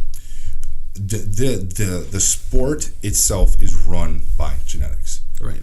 Like, yeah, there's something to be said about maxing out your genetic potential, but it's genetics. Like, anybody that's on the Olympia stage, there's a genetic component to that. Mm-hmm. Like, where you see the guys that have shitty genetics, or the guys and the gals that have shitty genetics that work really hard and are doing the right things, are like the highest ranks of the amateur leagues that never make it. Because you'll see guys, we even have guys like locally that, like, I'm a nice guy, so I try to give people the benefit of the doubt. Like, they train like shit, and they know nothing about nutrition. Right. They look fucking fantastic. You go, fuck. I've been working my ass off for a decade. And the hardest part for me is to convey that to clients that may not have won the genetic lottery and see these other people and go like, because people oftentimes look at those people and they can't, like, I have a keener eye for these things than the layperson or the person that's just like a trainee or someone that I coach. They don't understand that they're that way, not because of what they're doing, sometimes in spite of what they're doing. It's like they won the genetic lottery in some capacity. They are just going to look good. They do this. Like Ronnie Coleman, if he sits down on the toilet, like, his quads will grow. Like, so awesome. You're like, so like you can't use, he's the exception to the rule. You can't use him as the rule. Like, well, Ronnie didn't do it. Well, no shit, Ronnie could have did fucking anything. Yeah. Like, you'll have bikini competitors who never lifted weights. They did it for a month and they'll win a show. Yeah. So, like, it's hard to convey to people, like, that get beat by that are doing clients, like, that are doing everything right. You're just, like, this is, the sooner that you understand where you are at genetically in this sport, even if you're just trying to improve your physique, and know what your expectations should be, the more fun and happy you can be with. So how do you, through in-house and online personal training, how do you deal with a client that is like, genetically they can't get to where they physically want to be? How do you because you'll have people who just have thin body frames that are like, I want to get fucking huge, and because you're like, you physically can't look the way that you want to. How do you work with that? That's a good question. No, and the hard part is you don't know necessarily right away. Like, sometimes you do. You seem like, oh shit, like, like, this is gonna be fun. Like, they already look great right away. Yeah. You know they're gonna be hyper. You're just gonna tweak them a little bit and make them look like a fucking Greek god. Yeah. But everybody in the middle, for the most part, you have to work with them a little bit and see how they respond. Then you can kind of understand, because most people just aren't doing shit right. Like, that's why they come to me. They're just not doing shit right, and so you have to get them on the right track first, see how they respond, and then you can kind of see. When I first started, I'm naturally someone who's like very understanding, empathetic, and like, I don't like to be hard. Like, I need to work on being more assertive and blunt, and I've been better about saying, like, okay, once I see that, telling them, hey, this is your reality. All right. Yeah. You want like, most people. I have a lot of people, luckily, that I work with now that are realistic, but you have to paint that picture and really relay that information of, okay, if you want to be a pro, it's going to be really tough. It's probably not going to happen. I don't want to like crush their dreams, but I also at the same point try to talk to them about, what do you really want out of this? That's the best. Like people. Why do you want to be a pro? Most anybody, when I explain to them what that means, they go, no. Fuck that. Yeah, like, you tell them truly what they get out of it, than what they see on social media, and they're like, oh, that sounds lame. Like, it's not all it's cracked up to be. Yeah. And there you go. Yeah. But I mean, it's just talking to them about like what their expectations are and being really real with what they can expect. And to be honest, it comes down to compliance. That's the hardest fucking thing about coaching, when you don't see somebody. Even when you see someone, like when you PT, is compliance outside of it. Because no one's 100%. Yeah. No. Like, for sure. Even when I was like perfect, and you're like not 100%. Sure. And so it's hard to really promise anything when it really comes down to the compliance of the person. You can't hold their hand 100% of the time, be with them every second of the day. Because in reality, with what people are trying to attain, the shit that I do from a coaching standpoint in terms of diet and training, the process to get them where they want to be, for most people, is pretty simple. It's simple. It's really easy. The hard part is doing it. Yeah, and consistency with it. Yeah. Like, I can put the meal plan in front of you and like, I can promise you, if you did these things, you will get to your goal. Sure. No problem. I'm 100% confident in that with almost anybody. That's not the problem. The problem is being able right. to get you to do that. Like we're talking about that effort thing. Yeah. Like to me, it's always been inherent, like intuitive, that when I train, I'm going to go until I don't have any left. Right. But when people see that 3 sets of 10, they just do an arbitrary weight for 10 reps. Totally. They don't even understand, like, if you don't train to that level of effort, or they can't push themselves to that level of effort, you're not going to see any success. Right. And so that's the hard part about coaching online, is you can't actually see people do that. Mm-hmm. I try to best convey my message and have them do that. Right. To have them stick, but it surprises me how many people expect X result, but they don't do the process. And even in light of like them seeing that they're not doing the process, they still get upset. They go, I don't know why I'm not getting there. You go, well, look, the last 6, I have a lot of people that will start up with me and they're like, I'm not seeing the results I want. It's 6 weeks in. I'm like, it took you 3 weeks to even get the diet, like to start doing the diet. Right. I gave it to you 6 weeks ago. You didn't really start doing it until 3 weeks in. The second you get it is like, it's go time, let's go. You were adherent for a little bit. Like, you were adherent for a week. Would you say most of your clients are truthful with you? I think because of my affect, because of my personality, a lot of them are. And they know I'm the guy who won't yell at you that I'm disappointed. Like, you fucking piece of shit. Yeah. Well, in reality, you're all adults. The shit's not that serious. It's diet and exercise. Right? That's actually a good point. It's like, it's not life or death. You're just like, hey, you're paying me, so why not? Yeah. Why not get your your money's worth? Doing it, you're not hurting me. Yeah. Really, you're hurting yourself because you're paying for it, and I'm giving you this freaking blueprint to be successful, and you're not doing it. Right. I just need you to. I try to convey the message of, I need you to be compliant and at least be honest if you're not, so that I can put the best plan in place moving forward. Sure. Like, if you fuck off on your diet for a little bit, dude, I do the same shit. Yeah. And I'm a coach. Yeah. But I need to know that you did that so I can put the best plan in place. Because if I'm assuming, like, you didn't say anything and I'm assuming you did everything, right, I'm going to make changes or lack thereof. It doesn't add up. Yeah. Right? Yeah. Yeah, but for the most part, if they're doing something, there's some rare cases that I've had where I'm like, I know they did it. Like, I find out like that they're doing the right things and it doesn't work, but that's like 1% of the time. Sure. Otherwise there's some incongruency with compliance. Mm-hmm. Knowing whether they're ignorant to it, they just don't know they're not doing it, or I don't know they're not doing it, or not. It's some lack of compliance. Sure. What do you think the people that you train with have the most troubles being consistent with? Is it food, booze, actually working out properly? What is like the actual like aspect of the whole package that people seem to tend to that they do struggle with the most? And it's different for everybody, but I'd say it's tough. They show up for training. Mm-hmm. I think everybody shows up for training, but they don't give the appropriate effort. Yeah. Yes. Like, that's why we're talking about, like, what's the best mix of working with me is coaching and at least see me once, because I can make you feel what it's supposed to feel like. Yeah. So they'll show up, but they just don't put the correct effort or have the right execution. Like, the way I want shit done is precise. And if you did it this way, you would see change. But on top of that, though, sometimes they're paying just to be there with you.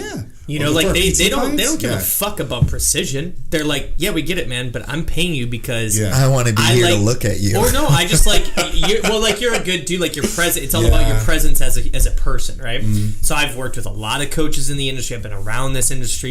You and I have probably been in the same boat for as long, right? And I'm a true believer on, like, it sounds corny, but like your aura, like your presence. Yeah.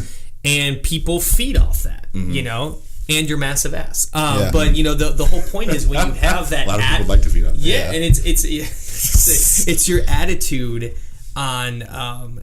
Some people, precision, cool, whatever. But here's my money. I just want to know that I'm here with you for this hour, because if I wasn't with you, even if we did 3 exercises, I get more value out of that than me coming in on my own, putting in my headphones, pumping out all these reps. And that's the difference between what I have a lot of people online and in PT. Like, in PT, when we have our Gen Pops clients, general population clients, like, mostly it's, you just need to come out of here being a healthier person than you came in. Sure. Right? Like, you need to move better, do no harm. You need to relieve some of your stress. Talk to me about your shit. Because how many people have you? You know, we right? know some shit. So we got stories, right? They're not always paying you. Most of the time, not paying you to have the best like exercise experience. Right. Correct. They They confide in you. They can relieve stress. They feel better. They have like a neuroendocrine response from the exercise where they leave and they feel better. That's what it's about in terms of service. It just comes with like when it comes to online, those people need a plan that's going to make them successful. And so it's a little bit different animal online. Yeah, I think, and that's why the value of PT will always be there for people that don't know. And I always get this, you probably get all the time, hey, do you work out with your clients? I'm like, no, I don't fucking work out with my clients. Like, no, it's like the biggest. Work that way. No, it does not work that way. But I just think what's funny when you were talking back about like precision and plans is how many times I've heard the comment of like, hey, Jeff, can you give me this? Like the blueprint. Yeah. Like the A, B, and C, and I will follow this, and that's it. And I go, you just like know they won't before you even go, I don't want to take the time into doing this. And, let's start. You have to test the waters, see how they react. And then you're right. You're like, yep. Or they stop showing up. You know, I've had that where I'm like, you can't even show up to your sessions. Let alone do a plan, and you think it's going to be easier when I'm not holding you accountable, and you have a sheet of paper that's on your iPhone or like a sheet of paper you printed out. Get the fuck out of here! Not a chance in hell, you know. But I mean, it's a different. I think it's almost two totally different businesses in a way. Oh, it is 100%. You know what I mean? 100%, two totally different businesses for me. Yeah, it's tough because I transitioned from being in PT where you have control of everything, right, to just trusting in that they're doing it the right way. It's so difficult. And that's why with my coaching, how I try to control so many things. Like I want, because people are visual, kinesthetic, and auditory learners. I can do a little bit of the auditory by speaking to them on like WhatsApp, but I have a video of executing it so they can see it. I have, obviously a description of the exercise that's really in depth for them to read it and understand, because so many people learn that way. I try to control as much as I can without being there. Yeah. So that they're successful. Well, we're visual people, So I think adding that aspect is really good. That's what I like. I'll go to your Instagram all the time and just like watch videos. If I'm doing just looking at his ass, don't lie. If I'm doing a leg day and I want something different where it's not just some person who's like, fucking here's my leg day. Oh, God. And then you do your exercises, but then you're the only person where I want to see a description. Right. Like most of the time, you're like fucking. Oh, like the essay after the. Like I don't give a fuck. So then I'll like watch it and I'll read what you said, and I'm like, okay, that makes sense as to why to do it like that. Yeah. I like that, and that's what's super cool about what you do is you put the information out there instead of like fucking I'm doing straight leg deadlifts and this works your fucking hamstrings. Oh God, like. There's so much out there, and the problem is, we talked about this before, the social media stuff is the misinformation. Right. Is like, they're doing, like, they do stuff for the novelty of it, for it to look good, and they have, like, no clue at what they're doing at all. And that's kind of like, that's scary, because understand that you have power. That these people don't, like, they might know, but they don't really grasp it. You have power. You have 50,000 fucking people that follow you, that look up to you, that watch you exercise. They're going to do it.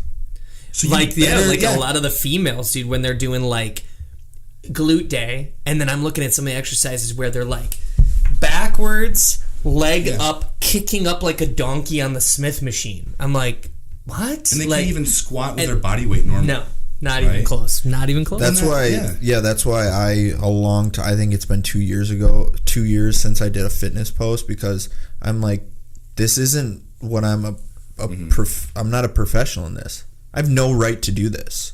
Like that speaks to your integrity, man. I'm like, I work out.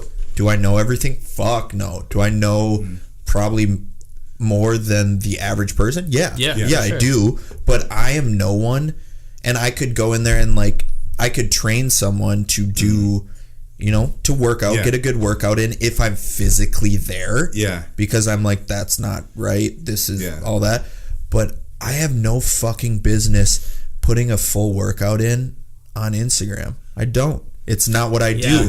And that's why like my Instagram, 99% of it is bullshit. It's just bullshit. It's funny. It's hilarious. It goes. Have you guys ever heard of the construct called the Dunning-Kruger effect? Nope. No. So it's a graphical depiction of when people have like this, when they begin to have a little bit of competency in some type of subject, their propensity to opinionate about it goes up a ton.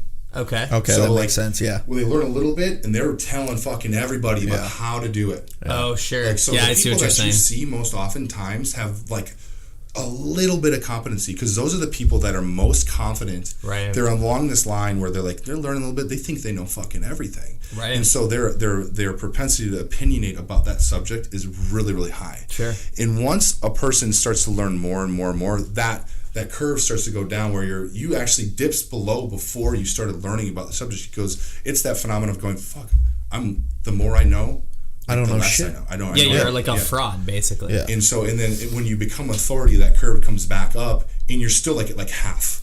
Your propensity to opinionate about the subject is still about half of what that person just beginning is. And you see that on Instagram. Oh, all the time. People learn, like, they see it, they go, I know what I'm fucking doing, they put it up. It's like, what's his name? Devin Physique. Remember him? Yes. He's a pure example of that to a T, Yes. where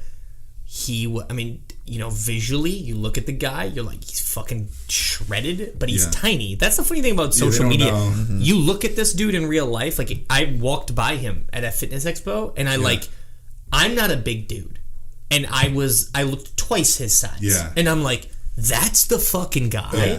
Granted, he's probably shredded as piss, right? But the whole point is, that's a guy with 1.7, 1.92 million, whatever followers. He's getting endorsement deals, all this shit. Mm-hmm. And all he does is post. He's covered in tattoos, just posts like, I'm doing these leg hanging curls, and then this and that.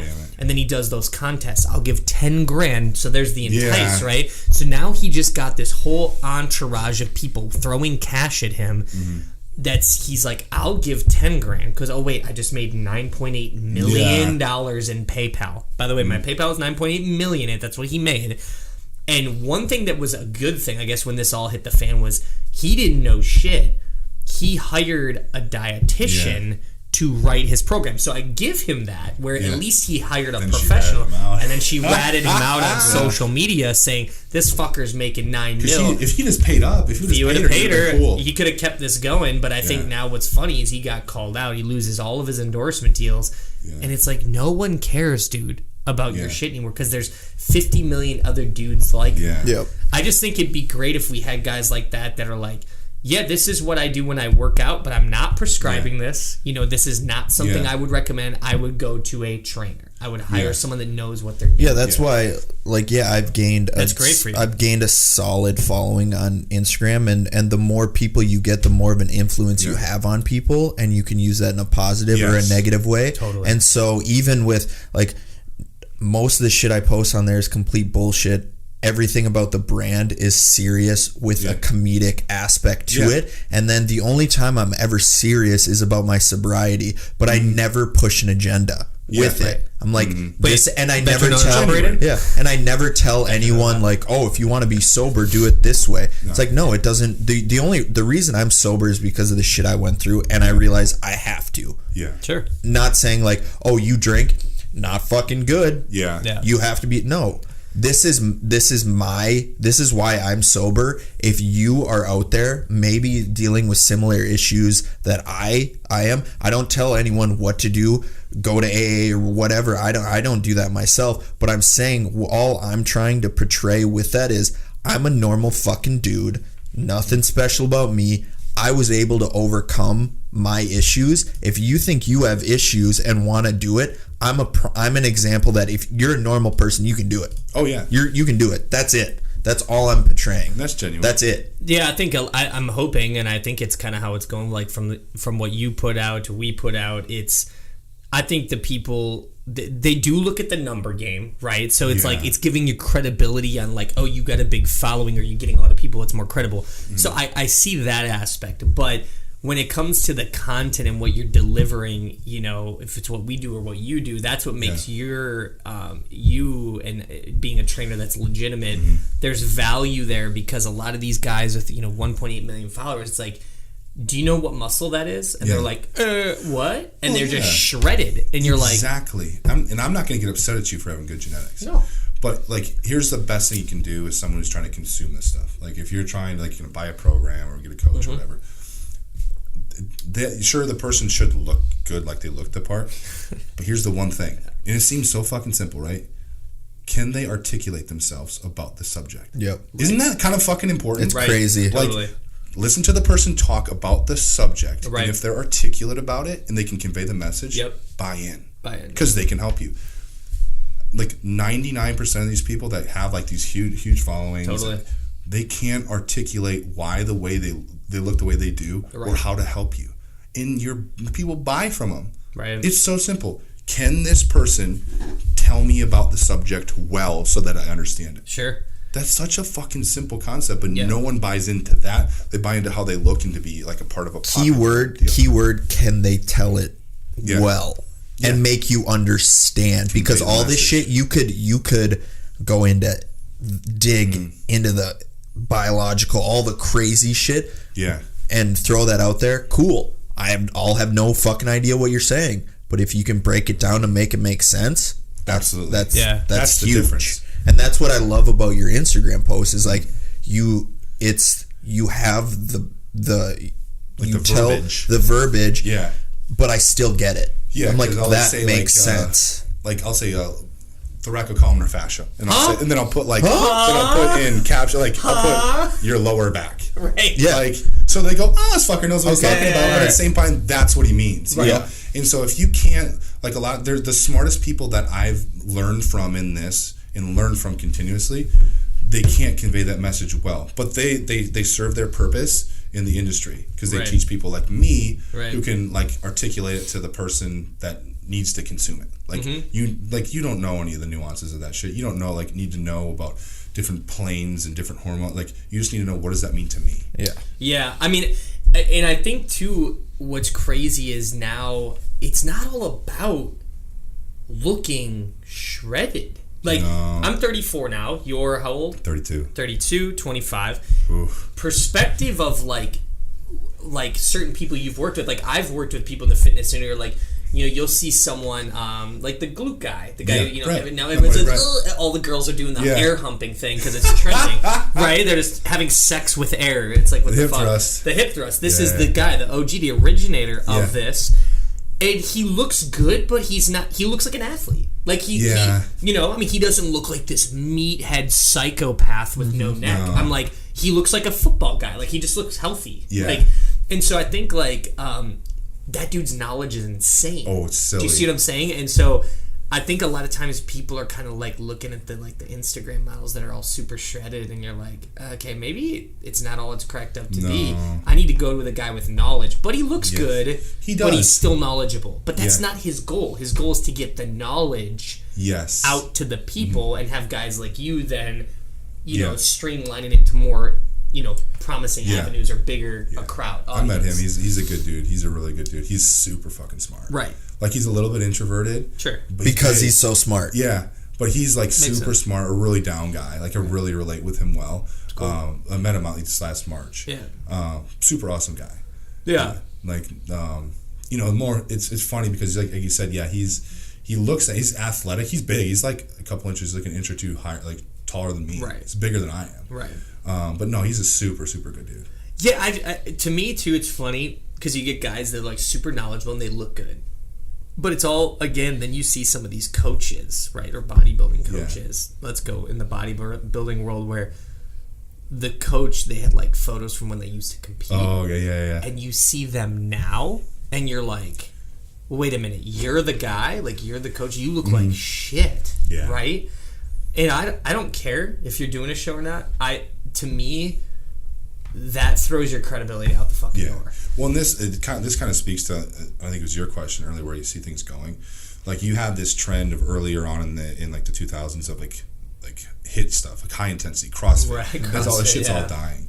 Everyone's getting fucking hurt. Yeah, you're gonna see this trend, and you're already starting to see it happen, of a movement towards health. Right. From training and exercise. Yeah. Or from training and diet. Right. There's a movement towards just being healthy. Because that speaks to so many more people, and they're seeing that, well, I can't just fucking like beat myself in the ground and like do all these crazy detox teas and outlandish diets.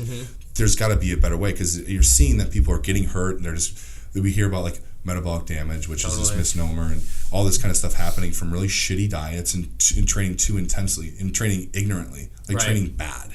Like I always use this one like a CrossFit movement. How many deadlifts, Adam, can you rip in under a minute? Yeah. Like, let's take this movement that's only supposed to be done 1 to 3 reps and do 100 of them. Yeah. Because it's highly technical. There goes your back. I wonder where you got hurt. Yeah. Yeah. Because that's why would you want to, and that's like I was saying earlier, I got to the point where I'm like, I hurt all the time. Yeah. What the fuck's the point?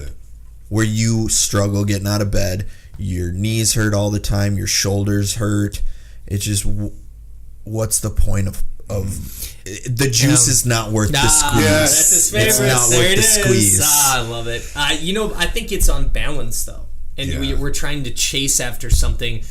To you or me or him is like, or anybody is like, what's balance? You know, like if I start eating a bunch of shitty food, and I'm like, man, I'm starting to see a little bit hanging off the side. I need to tweak that a little bit. I know how to do that, but I think we're always chasing that, because now I've noticed I don't even need to go hit the weights. Like when the weather was good, I went hiking, and after I went to Hawaii, I was shredded. You can stay in shape. I lost 9 pounds, and I was chugging water, and I'm like, whoa, there's the abs, and I'm like, well, that was cool, you know? Yeah. So it's kind of like, and also changing with your lifestyle as you're aging, you know? You have to.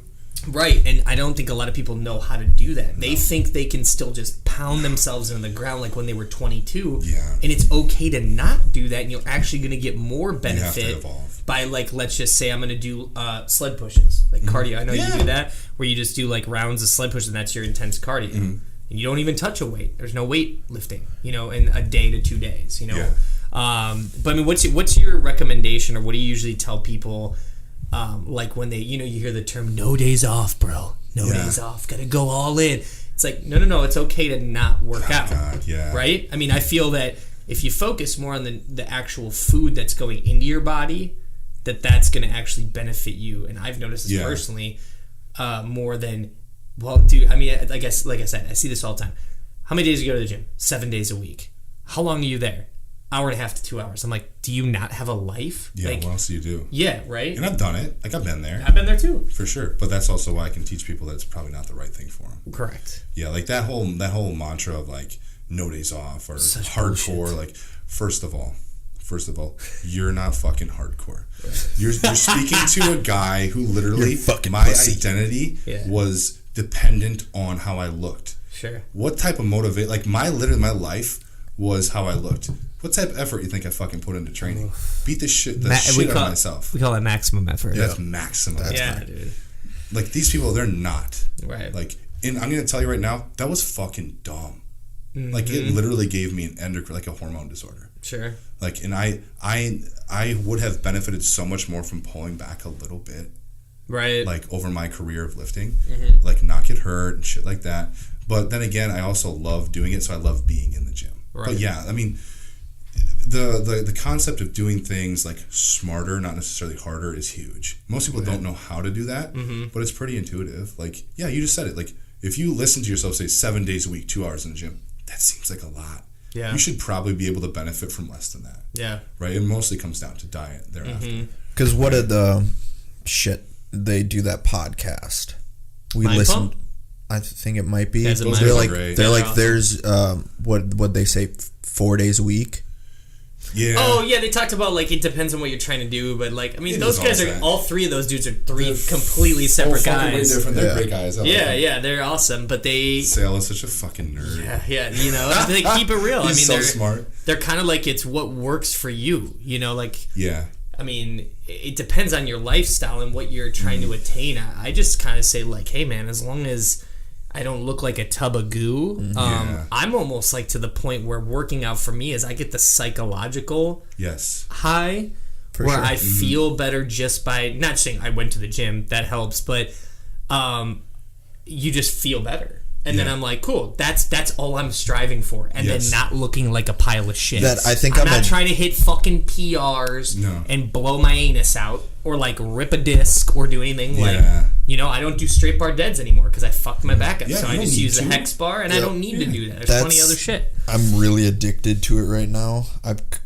But blowing your ass out? Yeah.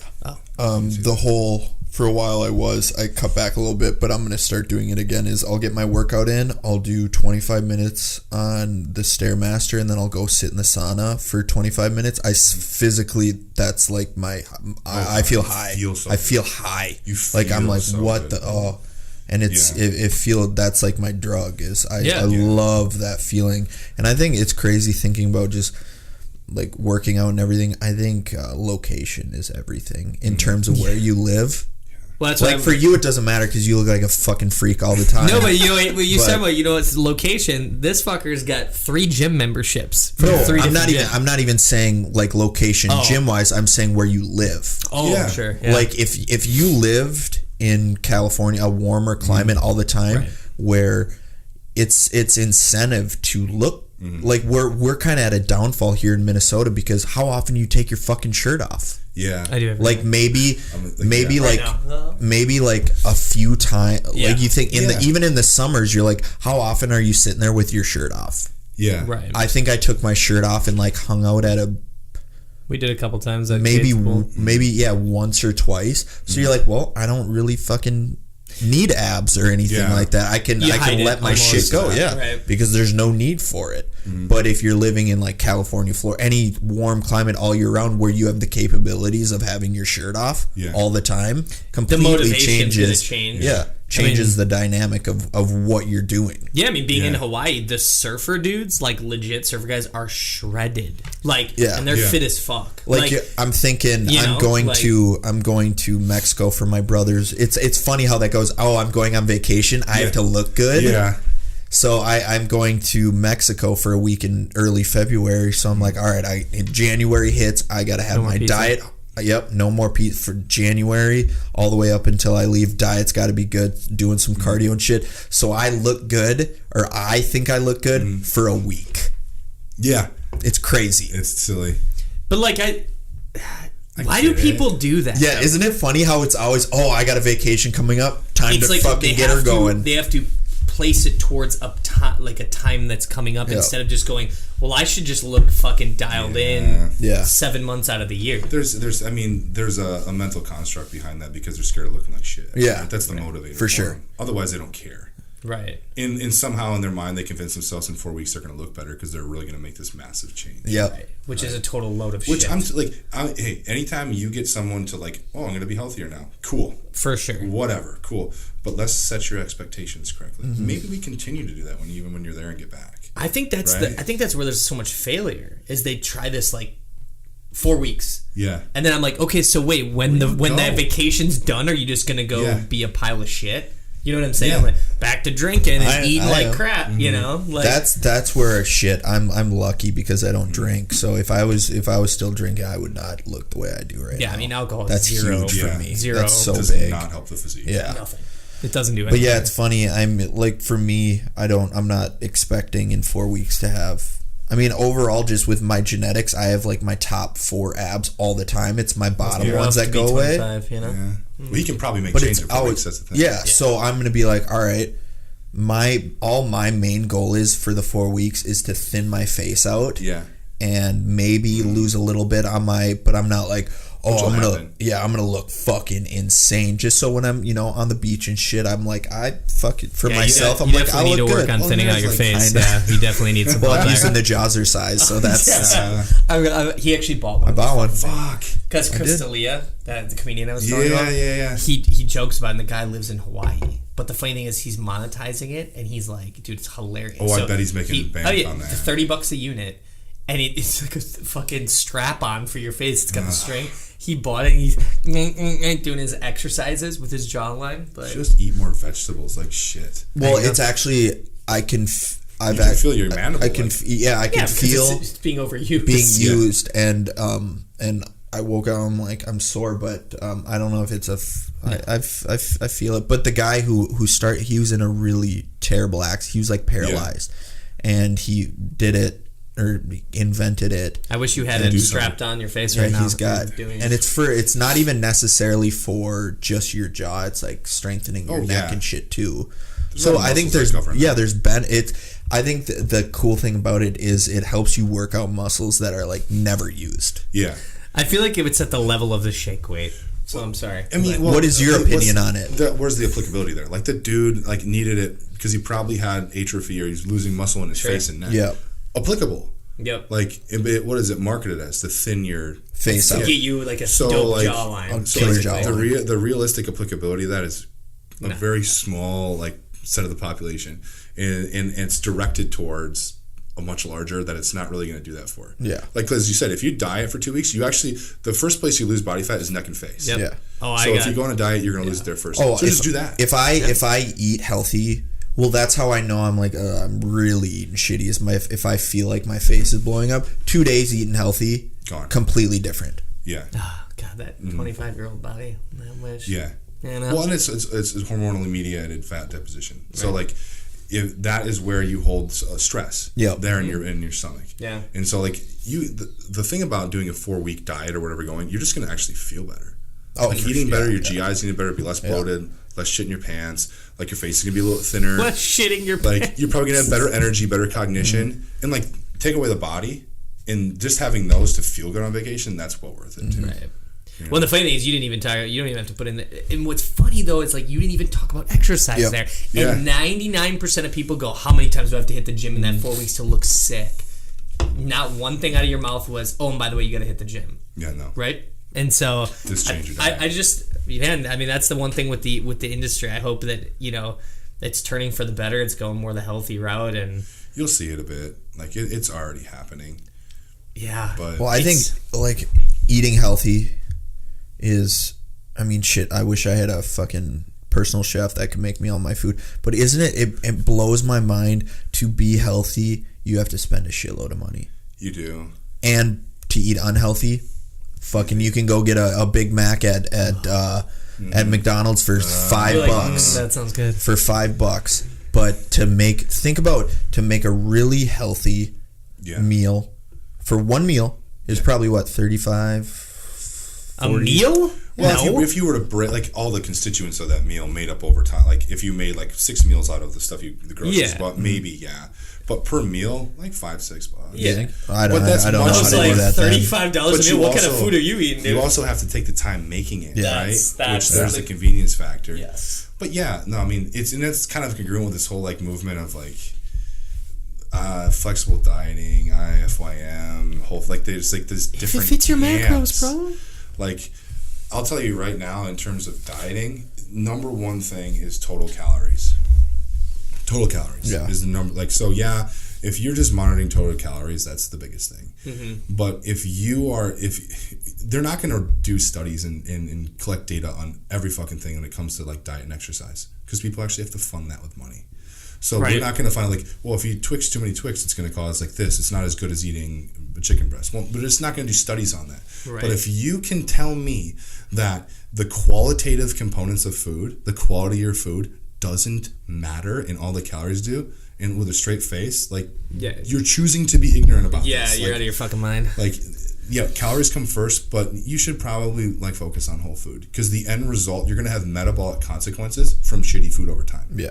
Like you might not gain weight right now, but that's why we have diabetes and cardiovascular diseases, overconsumption of shitty food. Correct. Even if calories restricted over time, if you're eating like just Pop-Tarts and fucking cupcakes that will hit your macros, which we haven't even established what the actual macros of those foods are, it's just a big fucking guess. Like with that, like that's not accurate. People think it's accurate, it's not.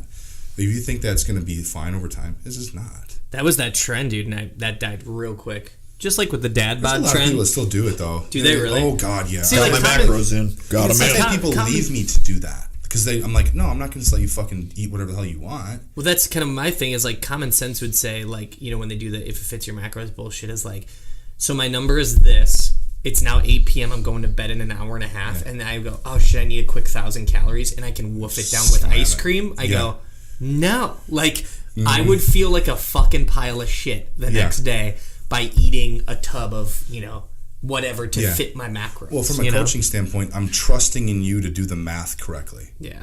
I already just didn't even do my job, because even if you do it like a couple days a week, you're not going to do it right all the time. Right. You're not going to eat the right, and like you said, you're going to try to catch up because you didn't have a meal plan you didn't stick to. You're going to try to catch up at the end of the day, eat the wrong things. The end result's just not going to be as good. Like on the whole, if I had somebody who was like really was meticulous and did it, I'm sure they can be really successful. But if I'm a coach, I'm looking at the larger population. What's going to make people more successful? It's sticking to whole foods with a meal plan. Like real. And what's funny is people don't even know what whole foods are. Like they don't. Hard for like, it's fucked up, dude. Like they'll think that like that's actually a real food. I'm like, nope, that has tons of chemicals that was in a box. And they're like, wait, what? Easy. And I'm like, it's not plant based. It's not real meat. So just for people who are curious, in terms of like your diet, obviously not gonna be able to eat what the amount or whatever. But what are like your go-to, like this is what I eat every day styles of like chicken, rice, all that stuff? What is your basic kind of like meal consist of? Oh God, I was just realistically thinking. Adam goes, well, I got this food company that caters me all my meals, so you all can go fuck yourself. There's a big miss with that around here. Yeah. There's a big miss with that. There's no good companies for that. We were talking about that. Actually, Alec and I were talking about that yesterday. And it's so easy. I'm sure your margins aren't great, but there's no good companies. No. Yeah. None. Like you can make a little bit of, like there's an opportunity there. I don't want to take it, but there's none around here. Right. No, but like in terms of what I eat, man, it differs upon the day. Like right now, I'm just kind of eating ad libitum. I know what to eat. I've done it for so long. I'm giving myself a little bit of break this month, and I'll get back on it in terms of tracking in January. So what would you say for listeners who want to just eat healthy? What are some good ideas of here are the baseline foods that you can eat on a regular basis to stay healthy?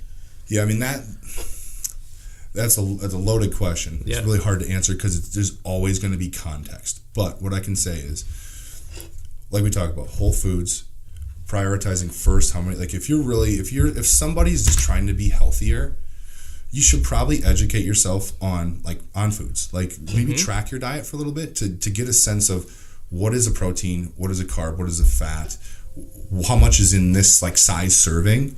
And then get an idea of what that is so that you can be like more successful over time. But like getting in more whole foods, eating more vegetables. And there's a guy named Dan John who was been at a couple seminars. He calls it eating like an adult. You think about that. Yeah. Eat proteins, vegetables, and get your water in. Proteins, vegetables. Dude, it's not reinventing the fucking wheel. It's simple as fuck. I mean, it's so simple. Eat like an adult. Yeah. And I eat like an asshole every once in a while. Like we all do. But I know that. I'm not going to tell you that I eat well. I just eat like an asshole sometimes. Yeah. But if you want to be like healthier, protein, vegetables, and fruit. Like there's not like a carnivore diet, not like a vegan diet, not like all these extreme fucking diets that people want to do. Tends to be like everything else in life. It's somewhere in the middle. And it's commonsensical. It's like using all of them. Yeah. Yeah. I love that. Like you see like these two camps now. Like you guys heard of the carnivore diet? Oh yeah. Like how do you literally like you eat just meat? Like, to me, that just sounds like a heart attack. Yeah. How are you gonna shit? There's no qualitative components to vegetables. They literally think they're toxic. Like what? Yeah. How do you think they're toxic? Right. Like you need some fiber. Like we have essential nutrients. Like you need to eat them. But it's funny, these camps are like way on the ends of the spectrum. Like if a diet ever contradicts a necessity for human beings, it's a red flag. Probably don't go for it. Like we have canine teeth. Mm-hmm. Well, the big one's carbs. Carbs is the big no, but it's like carbs are great. They're fine. They're great for you. Your brain runs on them. Yeah. Like people think this whole ketogenic craze, which no one actually is even doing keto. Right. They don't know what the fuck that means. Right. Like you're you're smart. Like you have better cognition with ketones and not glucose or not carbs. No, your brain wants carbs. Yeah. It functions better on carbs. Joe Rogan and Aubrey Marcus and all those guys that's kind of did this whole keto craze, and everyone's like, I'm gonna fucking do keto now. Yeah, it's just the problem is it's a misnomer. Like a ketogenic diet is literally 80% fat. Like these people that are bodybuilders that do ketogenic diet eat way too much protein, which your body can turn into carbs, which you don't get into ketosis. Which in reality, those diets will make you successful. right? Yep. It doesn't. So the end result you're trying to look for, you're actually getting, but you're not doing what you say you're doing. It's just a misnomer, right? Because you're still getting carbohydrates. Yeah, at a certain point in time that ends. Like I'll use phases of ketogenic, with my diets, phases, and then I transition them to try to build up their metabolism with more carbs. Right. Like if you neglect that over time, you're probably going to run into some problems. Yeah. Right. Yeah, I just noticed when I did certain things, like I shift things. Like if it's like a scale. So I bring my like complex carbohydrates down and I increase my fat intake. And I also looked at, for me, if I eat carbs earlier in the day and not late at night, I feel fine. Like I can lean out a little bit. But that works for me. Yeah. That might not work for him. You know, then I'm not going to tell everyone that works. I just know that works for me. And that's important. Isn't that kind of funny about like the keto diet is you're only supposed to do it for a few months at a time?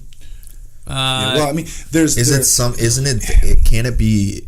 I mean, I'm just speak. I don't know any of this, but I've just been. What I've heard is it's not like a lifelong, everyday type of diet you should be on. Yeah. And here's where I struggle as someone who is a conveyor of this type of information is to know when, like me saying it depends doesn't help anybody. Like, so to answer your question in general, for most people, yeah, you shouldn't do it all the fucking time. Right. Clinically, it's made for people with epilepsy, like they benefit the most from it, or certain types of cancer. That's all it's proven for right now. Not body fat loss. If you match a ketogenic diet versus a high carb diet, calories controlled, every single study that comes out, it's the same exact consequence. It just comes out to calories. The problem is when you go on this ketogenic diet, especially if you're calorically restricted for too long chronically, your metabolism goes down. Right. And so then you're in a position where anytime you eat, you're going to gain fat. Right. Above maintenance calories. You're jeopardizing your metabolic system. Yeah. Yeah. Mm-hmm. No shit. And then it's so funny, dude. For me as a person, I just go, anytime I hear a trend diet, I just run the other way. And I think that's just because being in the industry for so long, because I'm like, this just doesn't work. Like it'll work short term, but I'm a long term guy. Well, the long game. And you're old enough to know, like, remember the Atkins diet? He died from that shit. Well, yeah. And that's a variant of ketogenic dieting. Right. It just comes in cycles. Yeah. It's popular again, but it's like the fashion world, like with clothing, same shit. Like Velcro shoes are like popping. Oh God, my grandpa did that. Yeah, you know. Yeah. I mean, do you want to? You want to wrap things up, or what do you feel? Yeah, we only got a few more minutes. Before the SD card's full. SD card's full. So if you guys want, please, ask questions. But thanks for coming in. Yeah. Dude. Oh, thank you guys. We're gonna have you on regularly. This is. I love this. Yeah. It's good. It's good to spread knowledge. You think down. Like I've heard it multiple times. When do you sit? Like right now, we're at an hour and 51 minutes. That's great. When do you ever have an hour and 51 minute conversation?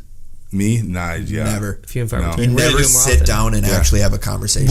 Before the SD card runs out? What are your last last words that you want to tell the people? Anything like that? We'll give them all of your tags on social media, so we'll put that on the actual screen and everything.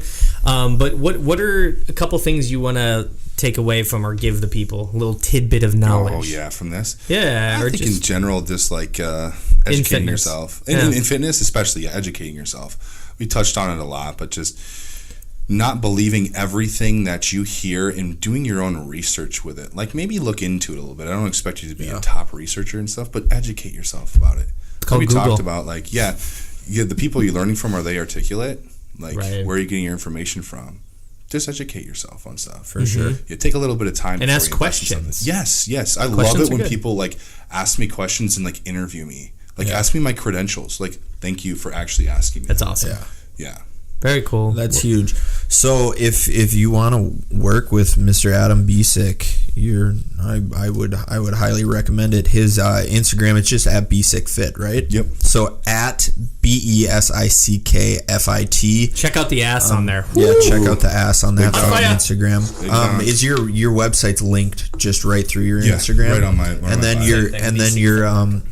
BesickFit.com. Take a look at them and everything, and we'll put all his information in the description of this episode and everything. And as like always, if you have any questions, send them on into podcast@ironandingfitness.com. Follow the brand for all things Iron and Ink Fitness at Iron and Ink Fitness. Jeff's Instagram is at JEFFBAUSTERT. Mine is at Alec Robinson _ because some asshole took fucking Alec Robinson. So that's how she goes. And yeah, dude, thank you so much for coming on. Man, it was awesome. super. I learned a lot. Let's go fucking lift, bro. Let's go. So maybe next time we'll have you on. We won't talk about fitness at all. We'll talk about fucking chat. Yeah, we'll just chat about random shit. But that was awesome. That was fucking great. Thank you so much. So yeah, thank you guys for tuning in. If you guys if you have any questions that you want answered from Adam, send them into the podcast email and we'll relay them right to him, or you can just hit him up on Instagram. Yeah, we see him on a daily, so it's all good. Hit him up on Instagram and. All right, well, see you guys next week. Hit the music, Adam, you fucking piece of shit. Not you.